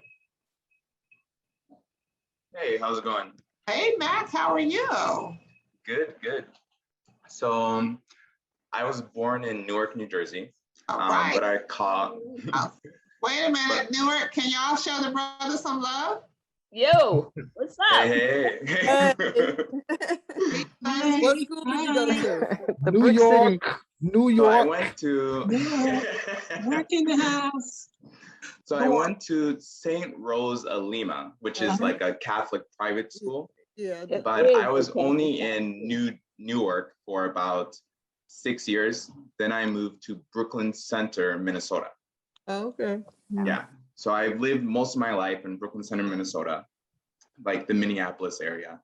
But next month, I'll be in Japan for 4 years. So I came here around fall of 2017. And basically I came here for video games. So, I mean, I really like video games. I really like Japanese culture. And so that's kind of was the main motivator for me to come here. So before coming to Japan, I was an IT consultant, but it wasn't really what I really wanted to do. I really wanted to like write the story for a video game. So I quit my job, told my family, hey, I'm gonna make it. So I came to Japan and I enrolled in a Japanese language school because I knew that if I really wanted to go up into the higher levels, you have to be like very fluent in Japanese. So I'll come back to that. So basically, currently right now, I am an English school manager for a small business. I have 40 students, but I also run and operate a small translation company called Borderless Translations. So one thing we talked about was kind of like a caste system in Japan. And being in language school, I didn't really interact with a lot of, there's no reason why Japanese people would be learning Japanese, right? But I had a lot of influence from Koreans, the Chinese, Vietnam, from all the other cultures. And it's definitely real, the caste system. You know, a lot of my Korean friends, they were saying that, you know, that it's really hard for them sometimes to get a job, even part-time, and because they are Korean. And then same thing for my Chinese friends. However, for like the Americans, it's very easy for them to get a part-time job English teaching, right? So even from the Philippines, you know, even though their main language is, you know, English, because, you know, the Philippine isn't considered as high level as America, they also get discriminated against. So it's definitely a real thing. Wow, okay. Interesting. So I don't know, I don't see any more hands, so I'm gonna I have a question. Yeah. Oh, yes. Yeah, I have a question. Is anybody can answer it? Okay. Give me a minute. Oh, okay. I want to open it up to anybody who has questions for the folks in Japan. And also, we would like to hear if you're not in Japan, do you have an interest in visiting Japan? Have you had anybody on here who's gone to Japan? And what are your perceptions about Japan or Japanese people, and listening to you know, Black folks who are there now, has your perception changed? And also, if we can get the people in Japan to talk about racism specifically and Black Lives Matter, because there were a lot of protests there where young people were coming out talking about Black Lives Matter. So Linda, I see your hand, and then Niambi, so go ahead, Linda. All right, I just did a little research before I came on and listened to everybody, and this is basically in reaction to the NPR film, but also in reaction to the conversations we had. Basically, we all know there's no history of chattel slavery in Japan, right? And from what I understand, as of 2017, 1.9% of the population was foreign. Out of that, 3.7% were American, and out of that, 0.2% were Black people from America or African American, or, you know, people fall into that category. And so my question is, also the fact that the Japanese culture is about 1,000 years older, 1,000 years BC. Yeah, 1,000 years. So it's older and it's a more mature culture. But in light of the dynamics and also history between the Chinese and the Koreans and people from Vietnam and that whole area, do you think that the reaction that you get generally is because of the small numbers, and that if you were a larger group, you may get a different kind of reaction? You know, 0.02%, that's as of 2017. So this is like 4 years later, it may be a little different.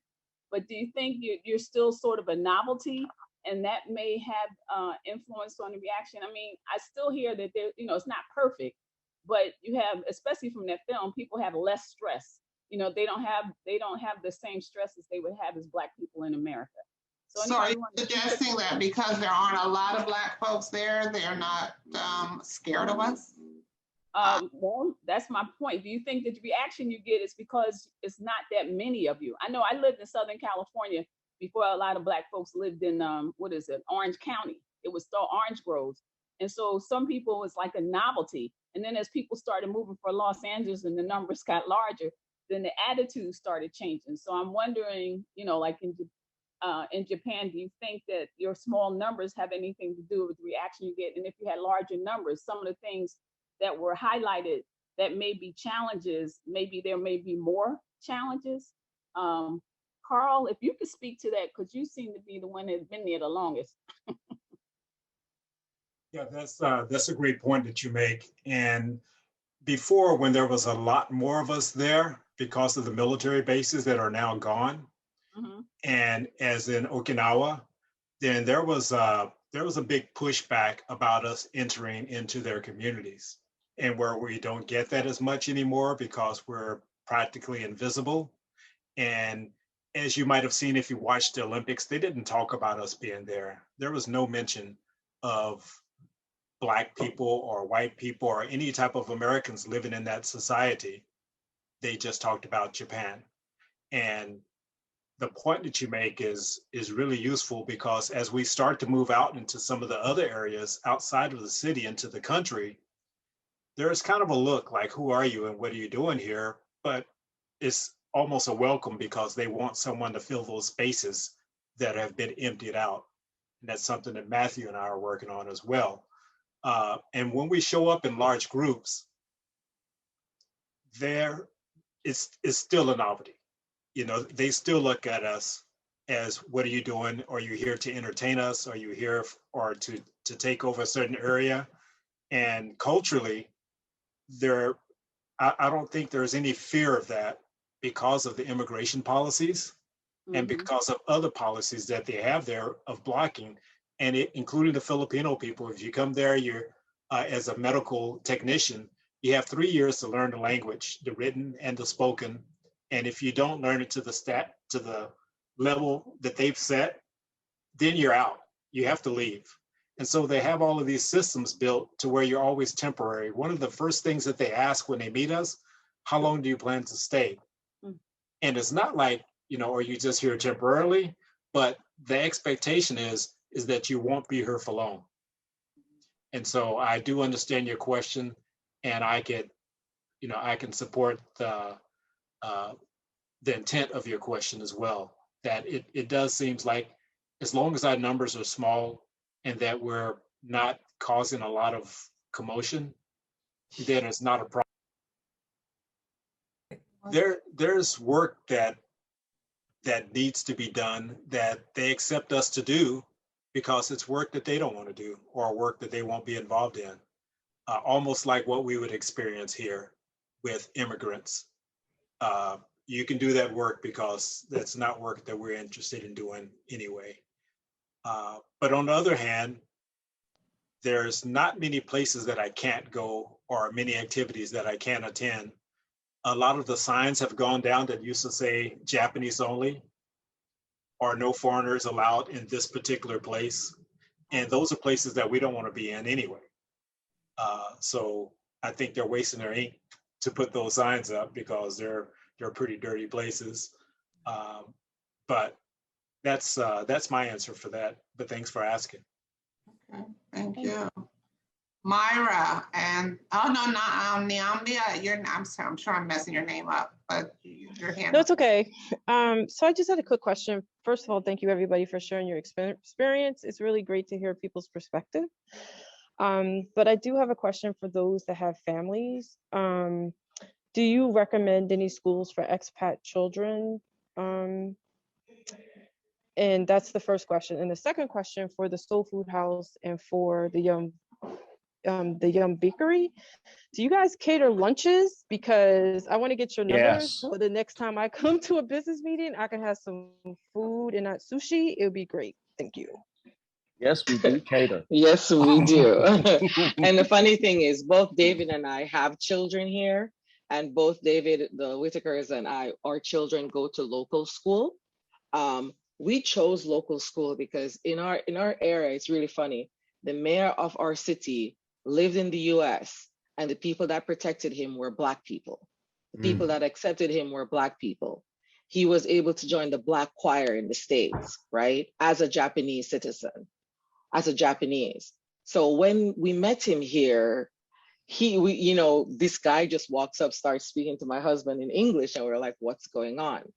So his thing is, on the poster in Shibuya, he wanted our Black family to be on the billboard to say, become a mother, move to Nagareyama.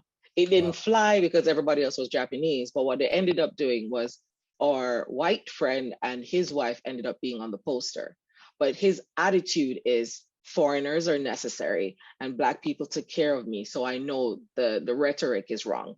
All the positive information about Black people, my husband is being used. He was also in that NPR video.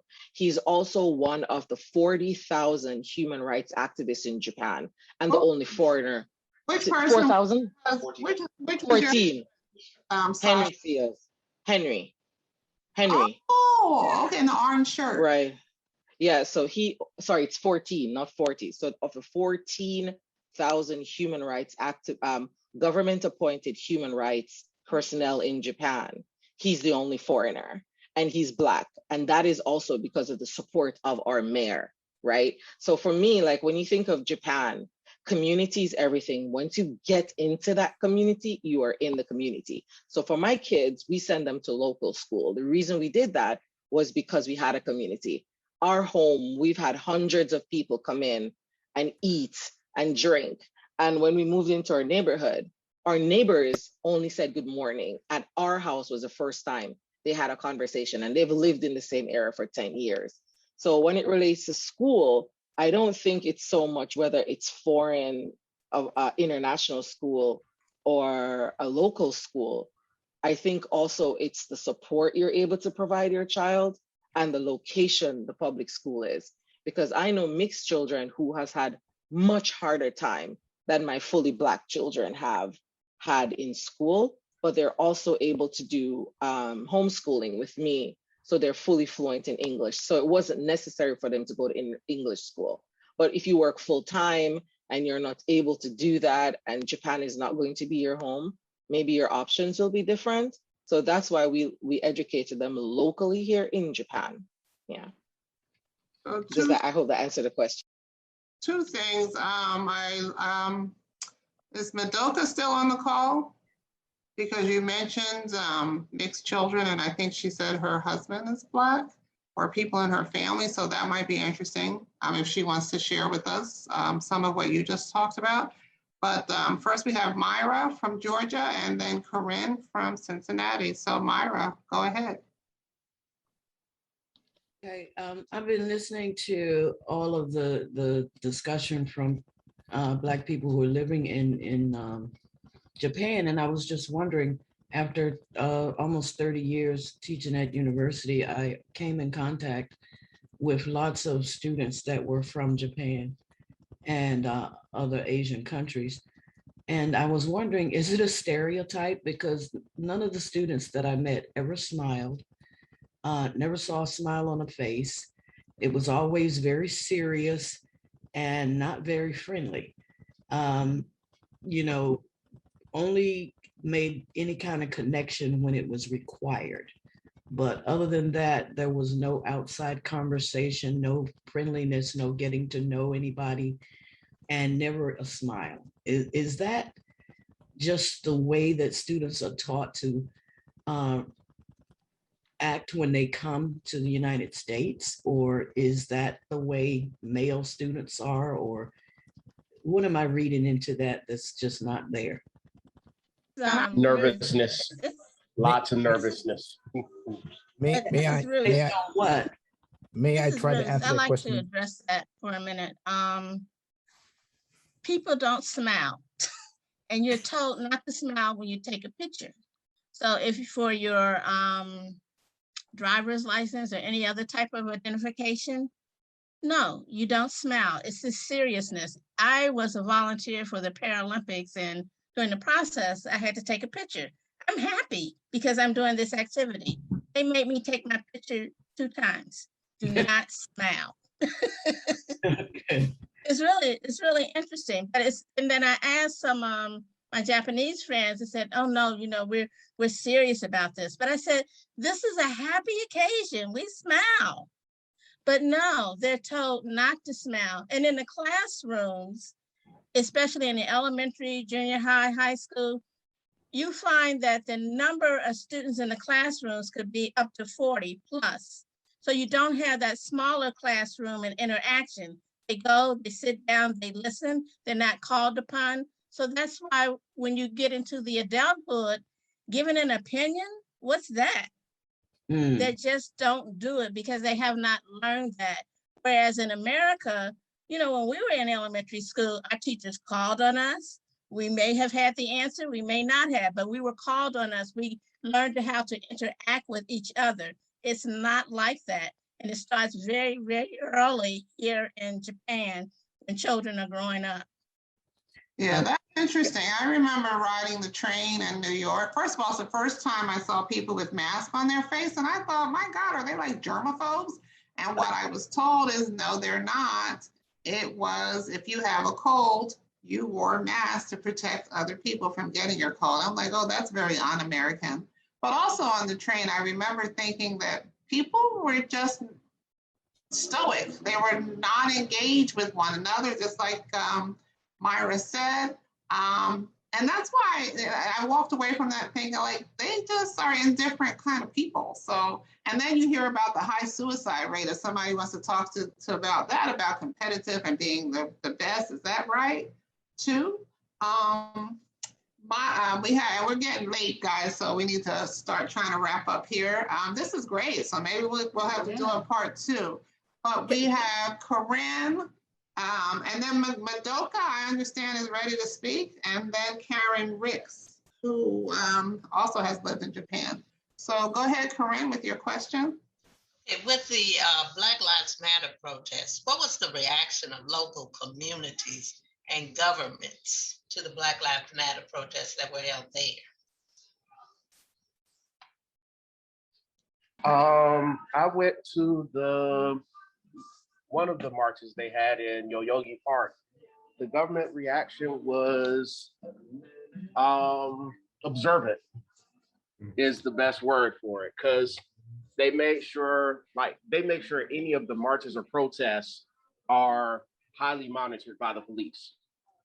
Like, they have the police there to make sure no criminal activity happens, but they also actively record who's at the protests.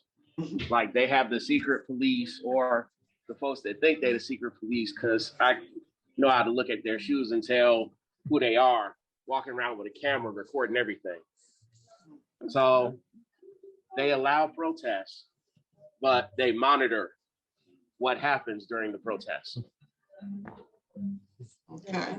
So there was support, because it looked like the young people. So would you say that there's a difference in the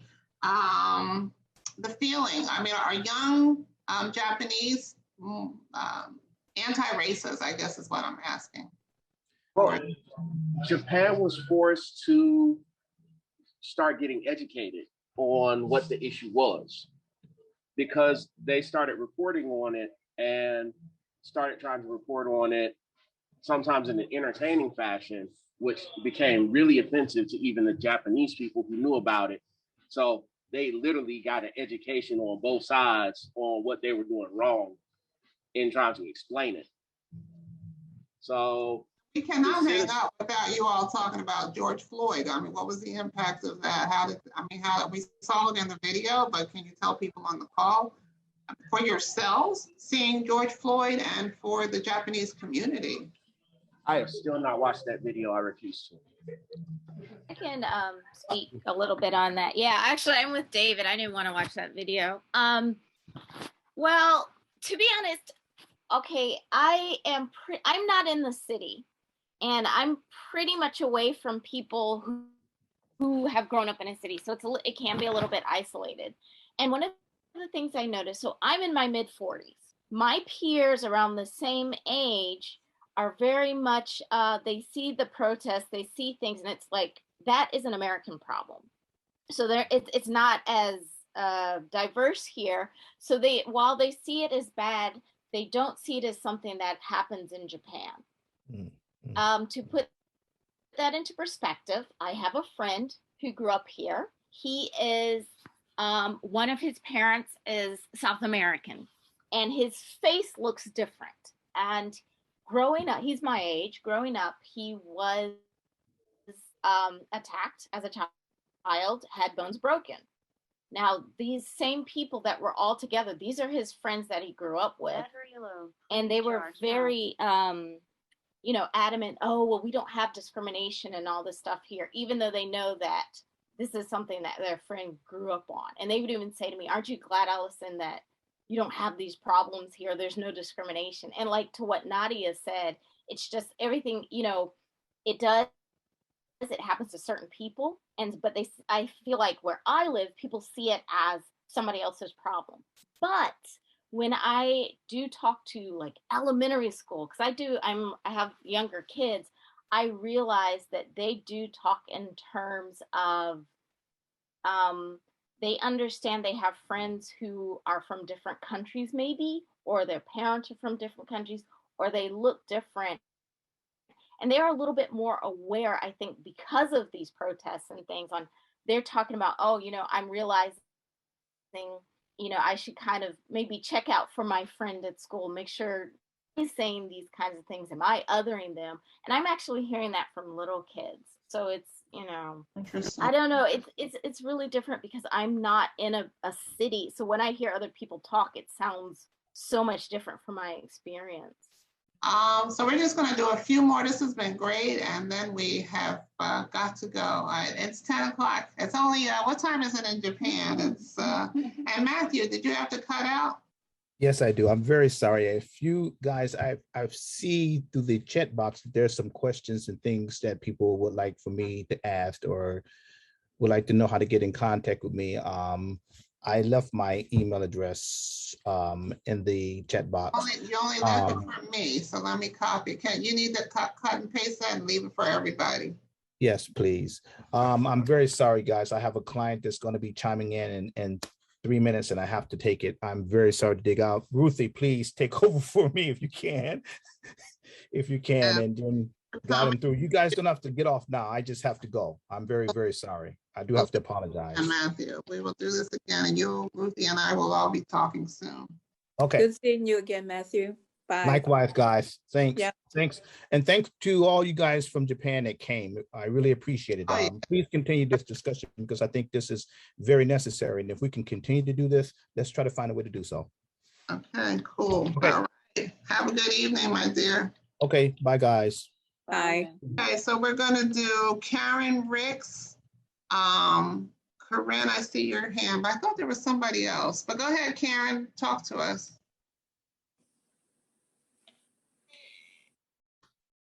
All right, can you see and hear me okay, everybody?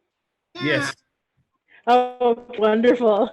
I just wanted to say hi and show my face on camera really quickly, but I am going to turn it off. It is late here in Albania, where I live now.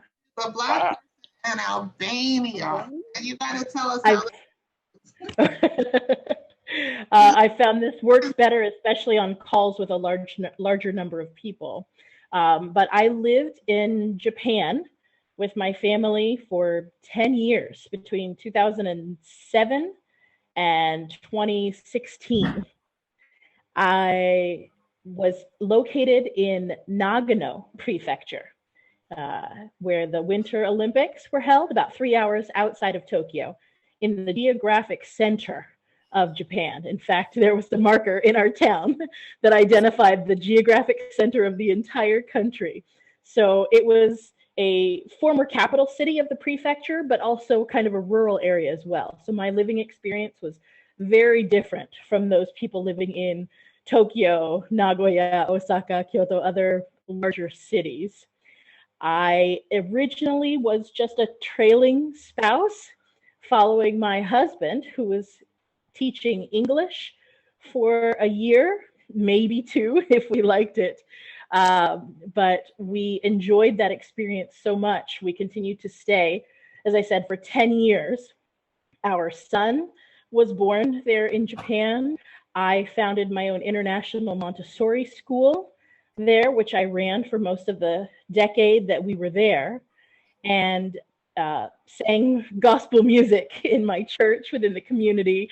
So I had a very different living experience even than many of the other expats within the community where I lived.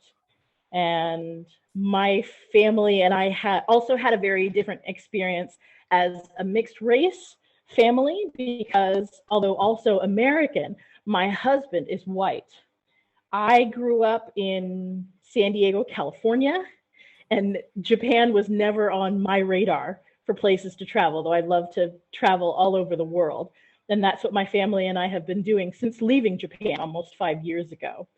But my experiences living in Japan ranged from tourist in those initial stages when I followed my husband and was planning to be there for a short period of time, to a very jarring transition in going to a Japanese language school, learning to speak and connect with others who were longtime residents or planning to be longtime residents within our community, and then transitioned even more deeply in becoming a committed community member and a business owner when I opened up my school in part of a well-established downtown building within our city. So I experienced quite the range of living experiences. And as I've been listening to the other people on this call sharing their experiences, it's left me feeling rather natsukashi. I don't know how to put it. It's a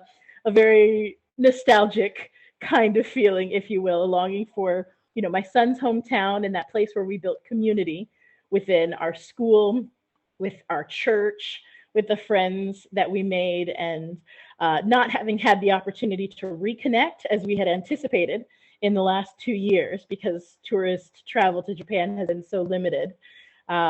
This has been a wonderful opportunity to listen in again to others who have also had a wide variety of experiences as Black people in Japan. So this has been absolutely wonderful, and I look forward to being able to answer any other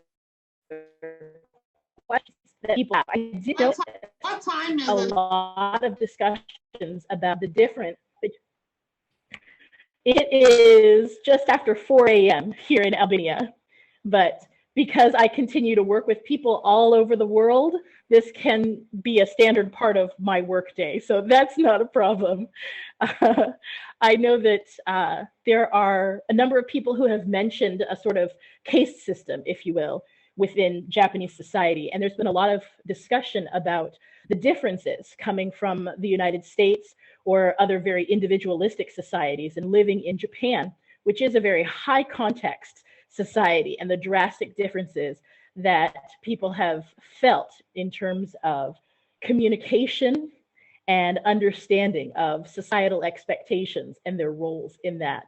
And I want to say that that was something that I also experienced and began to understand with a much deeper degree when I studied and learned the Japanese language, learning to speak, including reading and writing, in order to interact more deeply and with more clarity with the Japanese members of the community in which I lived, made a very drastic difference in that understanding and being able to understand the responses, both the surface responses and the deeper responses to those why questions that came up very frequently on a daily basis. It's just understanding what it meant to live and operate in the community was a very eye-opening experience and a huge part of the clarity with which I and my whole family now take with us as we continue to work and travel all over the world.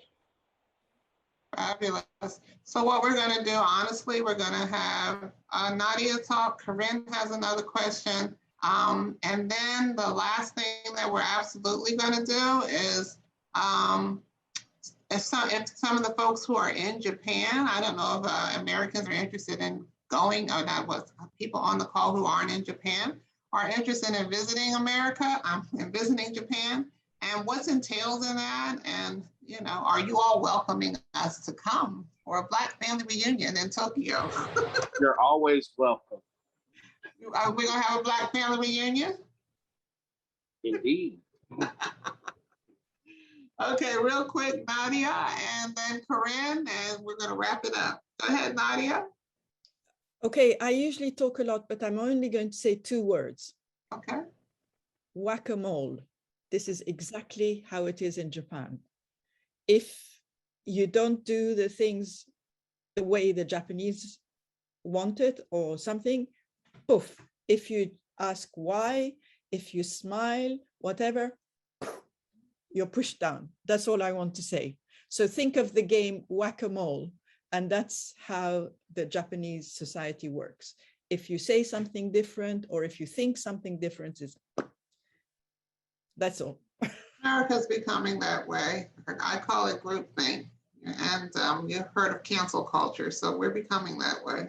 Thank you, Nadia. Thank you. And when's the last time you were in Egypt? Just curious. Actually, because I had to take Japanese nationality, and then after my mother died, I had to sign papers. So to give my brother the right to sign them for me, I had to show that my husband had passed away. It's a very long story. Anyway, Been a long time. I'm a foreigner everywhere. So I had an Italian friend who said, "We're international bastards." I said, "Thank you. I don't." Okay. Thank you for that. Okay, and Corinne, last question. Go ahead. Last question. I noticed many of you are business owners. Is there a funding mechanism that's encouraged in Japan, or are you mostly self-funded in terms of starting up businesses?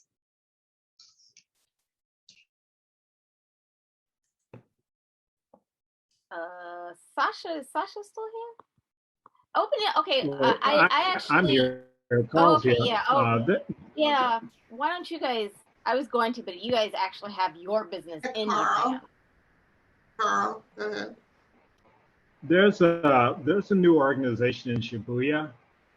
It's for entrepreneurs, and they will fund part of your startup. They will give you office space, and it's a very interesting space. It's funded by the government, but it's run by a nonprofit organization, and so it's very interesting. And it's primarily for foreigners. And there's another organization called JMAC, Japan Market Expansion Competition. I've entered that twice and won the competition to put a digital device in every orphanage in Japan, and also support every one of those orphanages, including staff, and put in the digital infrastructure for orphanages. So winning, they help me put everything together to put all of the entire infrastructure together for that. I also entered it once again last year during COVID. Unfortunately, I was away there and couldn't put everything into it, but I did place, and that was for building a museum in Tokyo. What happened? The Japanese government has given me one of the abandoned buildings, and so there's so many different routes to go in and get the assistance that you need to get these things done. And so if anyone has any questions about those, they can get me. And also, Henry, he knows how to do. Yeah, I think I'm kind of broken. You've got a bad connection and it's getting worse, Carl. But it's all good. Yeah, I can do that. That's why I switched computers, but now this is even worse. Oh, I was gonna say you're the techie guy, okay? Okay, so this has been fabulous, and you know we'll reach out to you all. Let me just ask before we sign off: is there just anybody with a burning question that you just want to ask?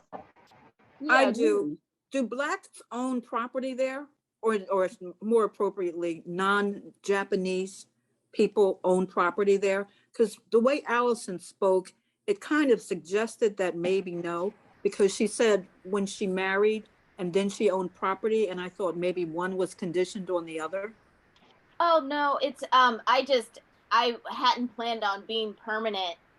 And I bought, I just wanted a house. No, you can own property. Oh yeah, easy. Okay. You can own property even if you live overseas. Okay. Not hard at all. Thanks. My question was about healthcare in Japan. Do you have to worry about that? Like if you go job to job, because many of you have businesses. And so, it's really expensive here, healthcare, and also the fact that it's very corporate medicine. So what's it like in Japan? Heaven. This is Ruth.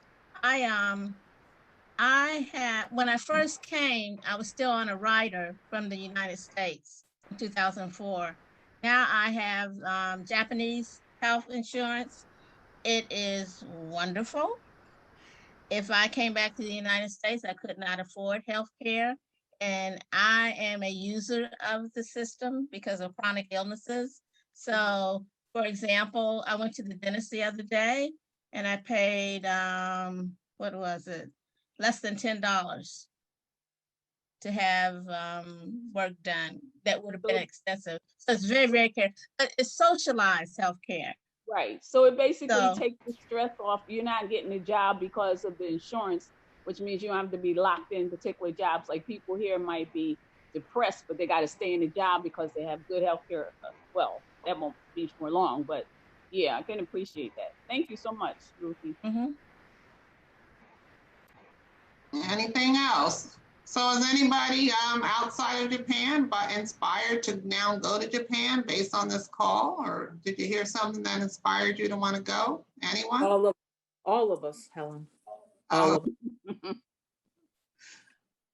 Okay. So, and we, I've been wanted to do one of these calls with just, Black folks everywhere, but honestly, I had not thought of Japan. And Ruthie, Ruthie is a fellow Howard woman. And she was on one of my calls, and she and Matthew kind of hung back and we talked about it. So this is really exciting. I just hadn't thought about Black folks in Japan, but we are everywhere. So I'm sorry that when I was traveling there, I don't know, it didn't even occur. I guess if I saw another Black person, I probably would have assumed they were a visitor like me. So I just have one comment. Currently, if you fly into Japan, the quarantine period has been reduced from 14 days to 10 days. Okay. And it's mandatory. But I suspect that probably within the next 3 to 4 to 5 months that restriction may be lifted. Yeah, that's a long time because most people take vacations for what, 2-3 weeks maybe? You're going to spend 10. Yeah. Lloyd, is that even if you're vaccinated? Even if you're vaccinated or test negative, PCR test. Wow, they're not playing, I don't want to say they're anti-immigration, but when you're only less than 2% of your population is. Well, it's not New Zealand or Australia where, you're under house arrest. Wow, that's something. All right, so this has been fantastic. Thank you all for coming. We will do this again. It is now 10:30 on the East Coast. And 11:30 a.m. in Japan. So you guys are gonna go have coffee, and most of us are probably getting ready. You will have a glass of wine and go to bed, right? Or a glass of sake. They're gonna have the Whitaker's fish and grits and biscuits. How about that? Yep. Higgy, I would like to encourage those to watch the NPR video. It is really interesting. So please watch. Yeah, I posted it a couple times, and if you got an email from me, you got it on as a link. And we will be reaching out to you all again to see, because we didn't hear a lot. I don't know if I guess the people who are not in Japan got to ask as many questions as they wanted. I hope so. But if not, and then some people were asking in the chat, like, where's the brother that was from Mac Kendama? You were the brother that was from Newark, right? Because somebody in the chat wanted to connect with you, so I hope she did. Yeah, I reached out to them. Okay, cool. All righty, this has been great. I'm going to say good night. I'll stop recording now, which I always do, and then we kind of hang out, and you're more than welcome to hang out. But officially, this is over. Evernice, I see you out there in California. Thank you so much for coming. Well, Lena, this is the first time I think I saw you on one of our calls, so thank you so much for coming as well. Everybody, it's been really great. And Higgy, I would like to thank you on behalf of Matthew and I for all the support you have given us and kind of just shepherd us through the process of making this happening. I really do appreciate it. Wow. I love it. I love doing this. You know, I'm all about conversations, and when we can have conversations, so, you know, when Black folks gather, I always say when Black women gather, amazing things happen. When Black folks gather, amazing things happen. So this has been an amazing evening, and we shall do it again. And on that note, I'm going to start recording and say good night. You don't have to go, but we're going to start recording. Great job. Thanks so much. This was awesome. Thank you. Cool. Outstanding. Good night. Well done as usual. Ah, you're too sweet. Thank you so much. Thank you, Helen. Good night. All right, good night, Miss B. Get some rest. Summer, we didn't hear from you, Summer. Helen, I'm out. Talk to you later. Okay, Summer, where you were very quiet. You didn't talk to us. Any reason? I'm just a shy person. I'm sorry. Okay. Me That's too. Oh yeah. I hope you found it interesting. Yeah, it was so amazing. So yeah. I'm pretty Japanese. Both of my parents Japanese, and I'm born and raised in Japan. But I actually went to one of the HBCU. What? Girl, which one? Which one? Bethune-Cookman. Okay. So yeah, and I have some of the other experience with my African American friends, and yeah, I really appreciate all of my friends, and without them, like, I cannot be who I am right now. So that's why I really want to do something to support this community as Japanese. So yeah, it was a great conversation. I have to ask you, how did you end up at an HBCU? So I went to Japanese university, and the professor was teaching African American history in Japanese university, and then he told us about HBCU. And at the time, I couldn't speak English like at all. But to improve my English, I was looking for some environment that there are no Japanese people, so I can force myself to learn English. And that information was perfect for me. So I started looking up about HBCU, and I met a lady. She graduated HBCU as well, and she doing agency job to send Japanese students to HBCU. So I talked to her, and yeah, I got accepted, and I went to HBCU. That's beautiful. So now, did you pledge a sorority? What, could you say that again? I said, did you pledge a sorority while you were there? I actually was thought about it, but I unfortunately stayed there only for 2 semesters.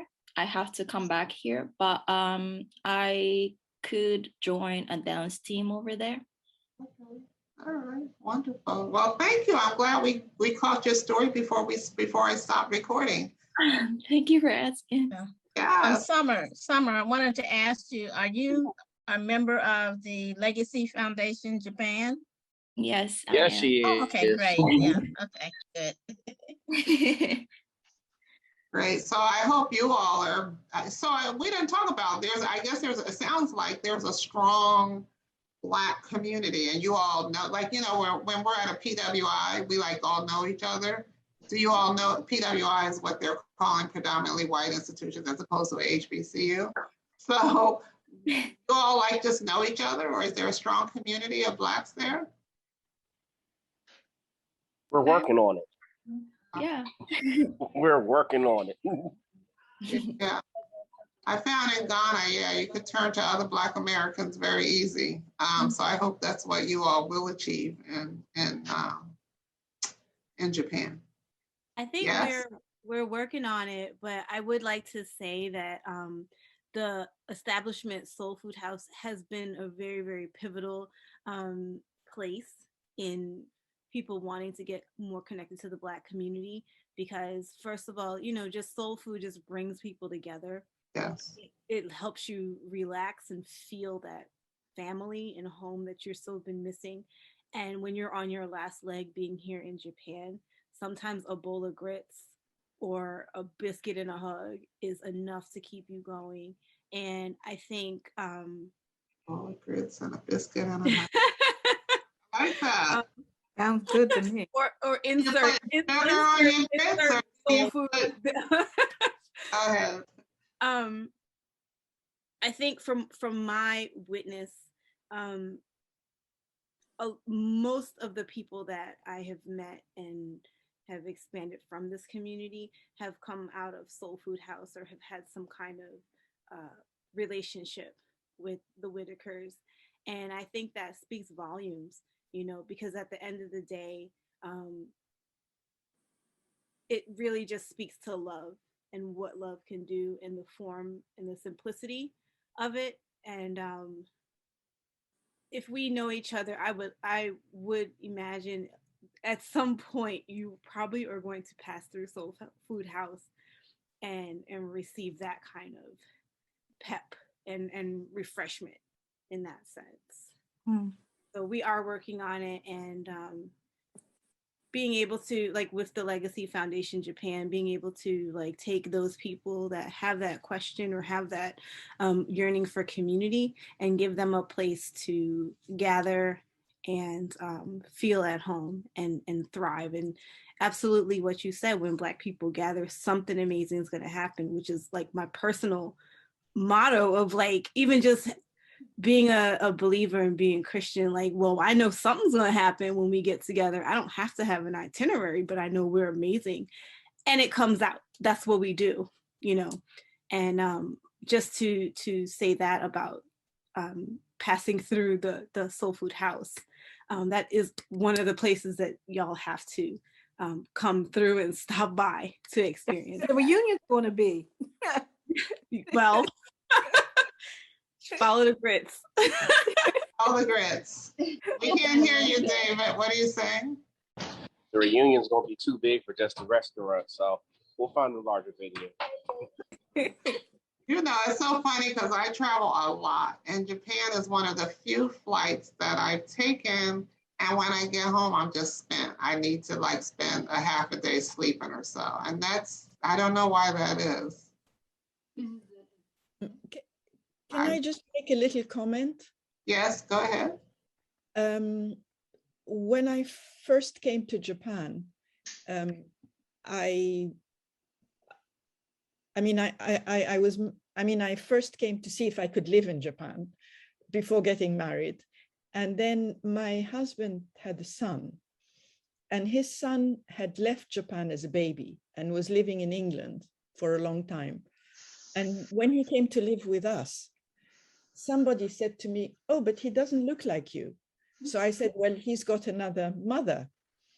And he told me, "Don't say that." And I said, "But, you know, I don't want to be disrespectful to his mother, who's Japanese." He said, "Yes, but actually he wanted to use me as an excuse that his Japanese wasn't very good." Okay.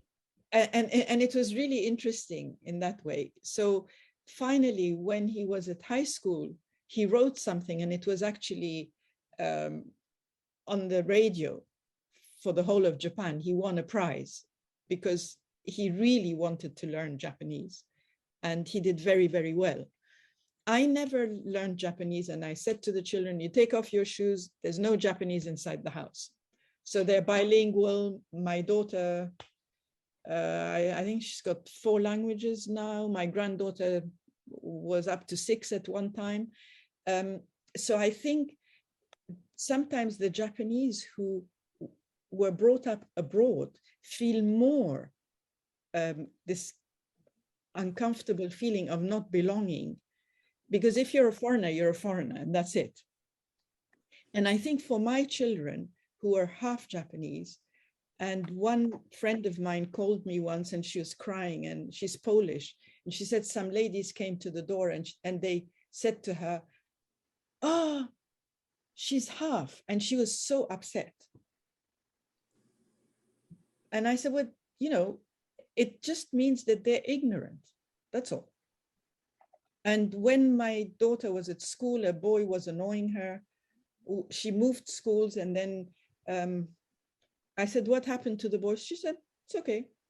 I said, well, what did you do? She said, he stopped. I said, how come? She said, oh, my hand went in his face. I said, how did it go in his face? She said, like this. And I told them, if you continue, my brother, who's in the 4th grade, will smash you up. Okay. My neighbors who just come back from England, the mother called me and she said, my daughter came home from school, she's crying, can you send your daughter? And when she came back, I said, what did you tell her? She said, oh, this boy was annoying her, telling her baka. Baka means stupid. And I said, what did you say? To punch him or something? She said, no. I said, of course, we're all baka. We're all stupid. Otherwise, why would we come to school if we know everything? I think sometimes we need to use the children to learn from them how they, behave in a situation where they've been, I don't know, treated in a not a very nice way. I think children really can teach us a lot. Kids are rough on each other. But anyway, folks, I never did stop recording because the stories were just still very good. So, but I am going to start recording now and just say thank you all so much. SYB, you've been very quiet there. BB, you've been quiet. Are you still with us? See, they just got their cameras on. They're gone. But anyway, I'm going to stop recording and say thank you for the last time for everybody attending. And I will make a copy of this. So if you want a copy of this video, just let me know. I'll be reaching out to you all anyway via email. So if you want a copy of the video, let me know and I'll get it to you. So good morning, good night, whichever it is for you. Good morning, good night. Good afternoon. Yeah. I think. Good afternoon.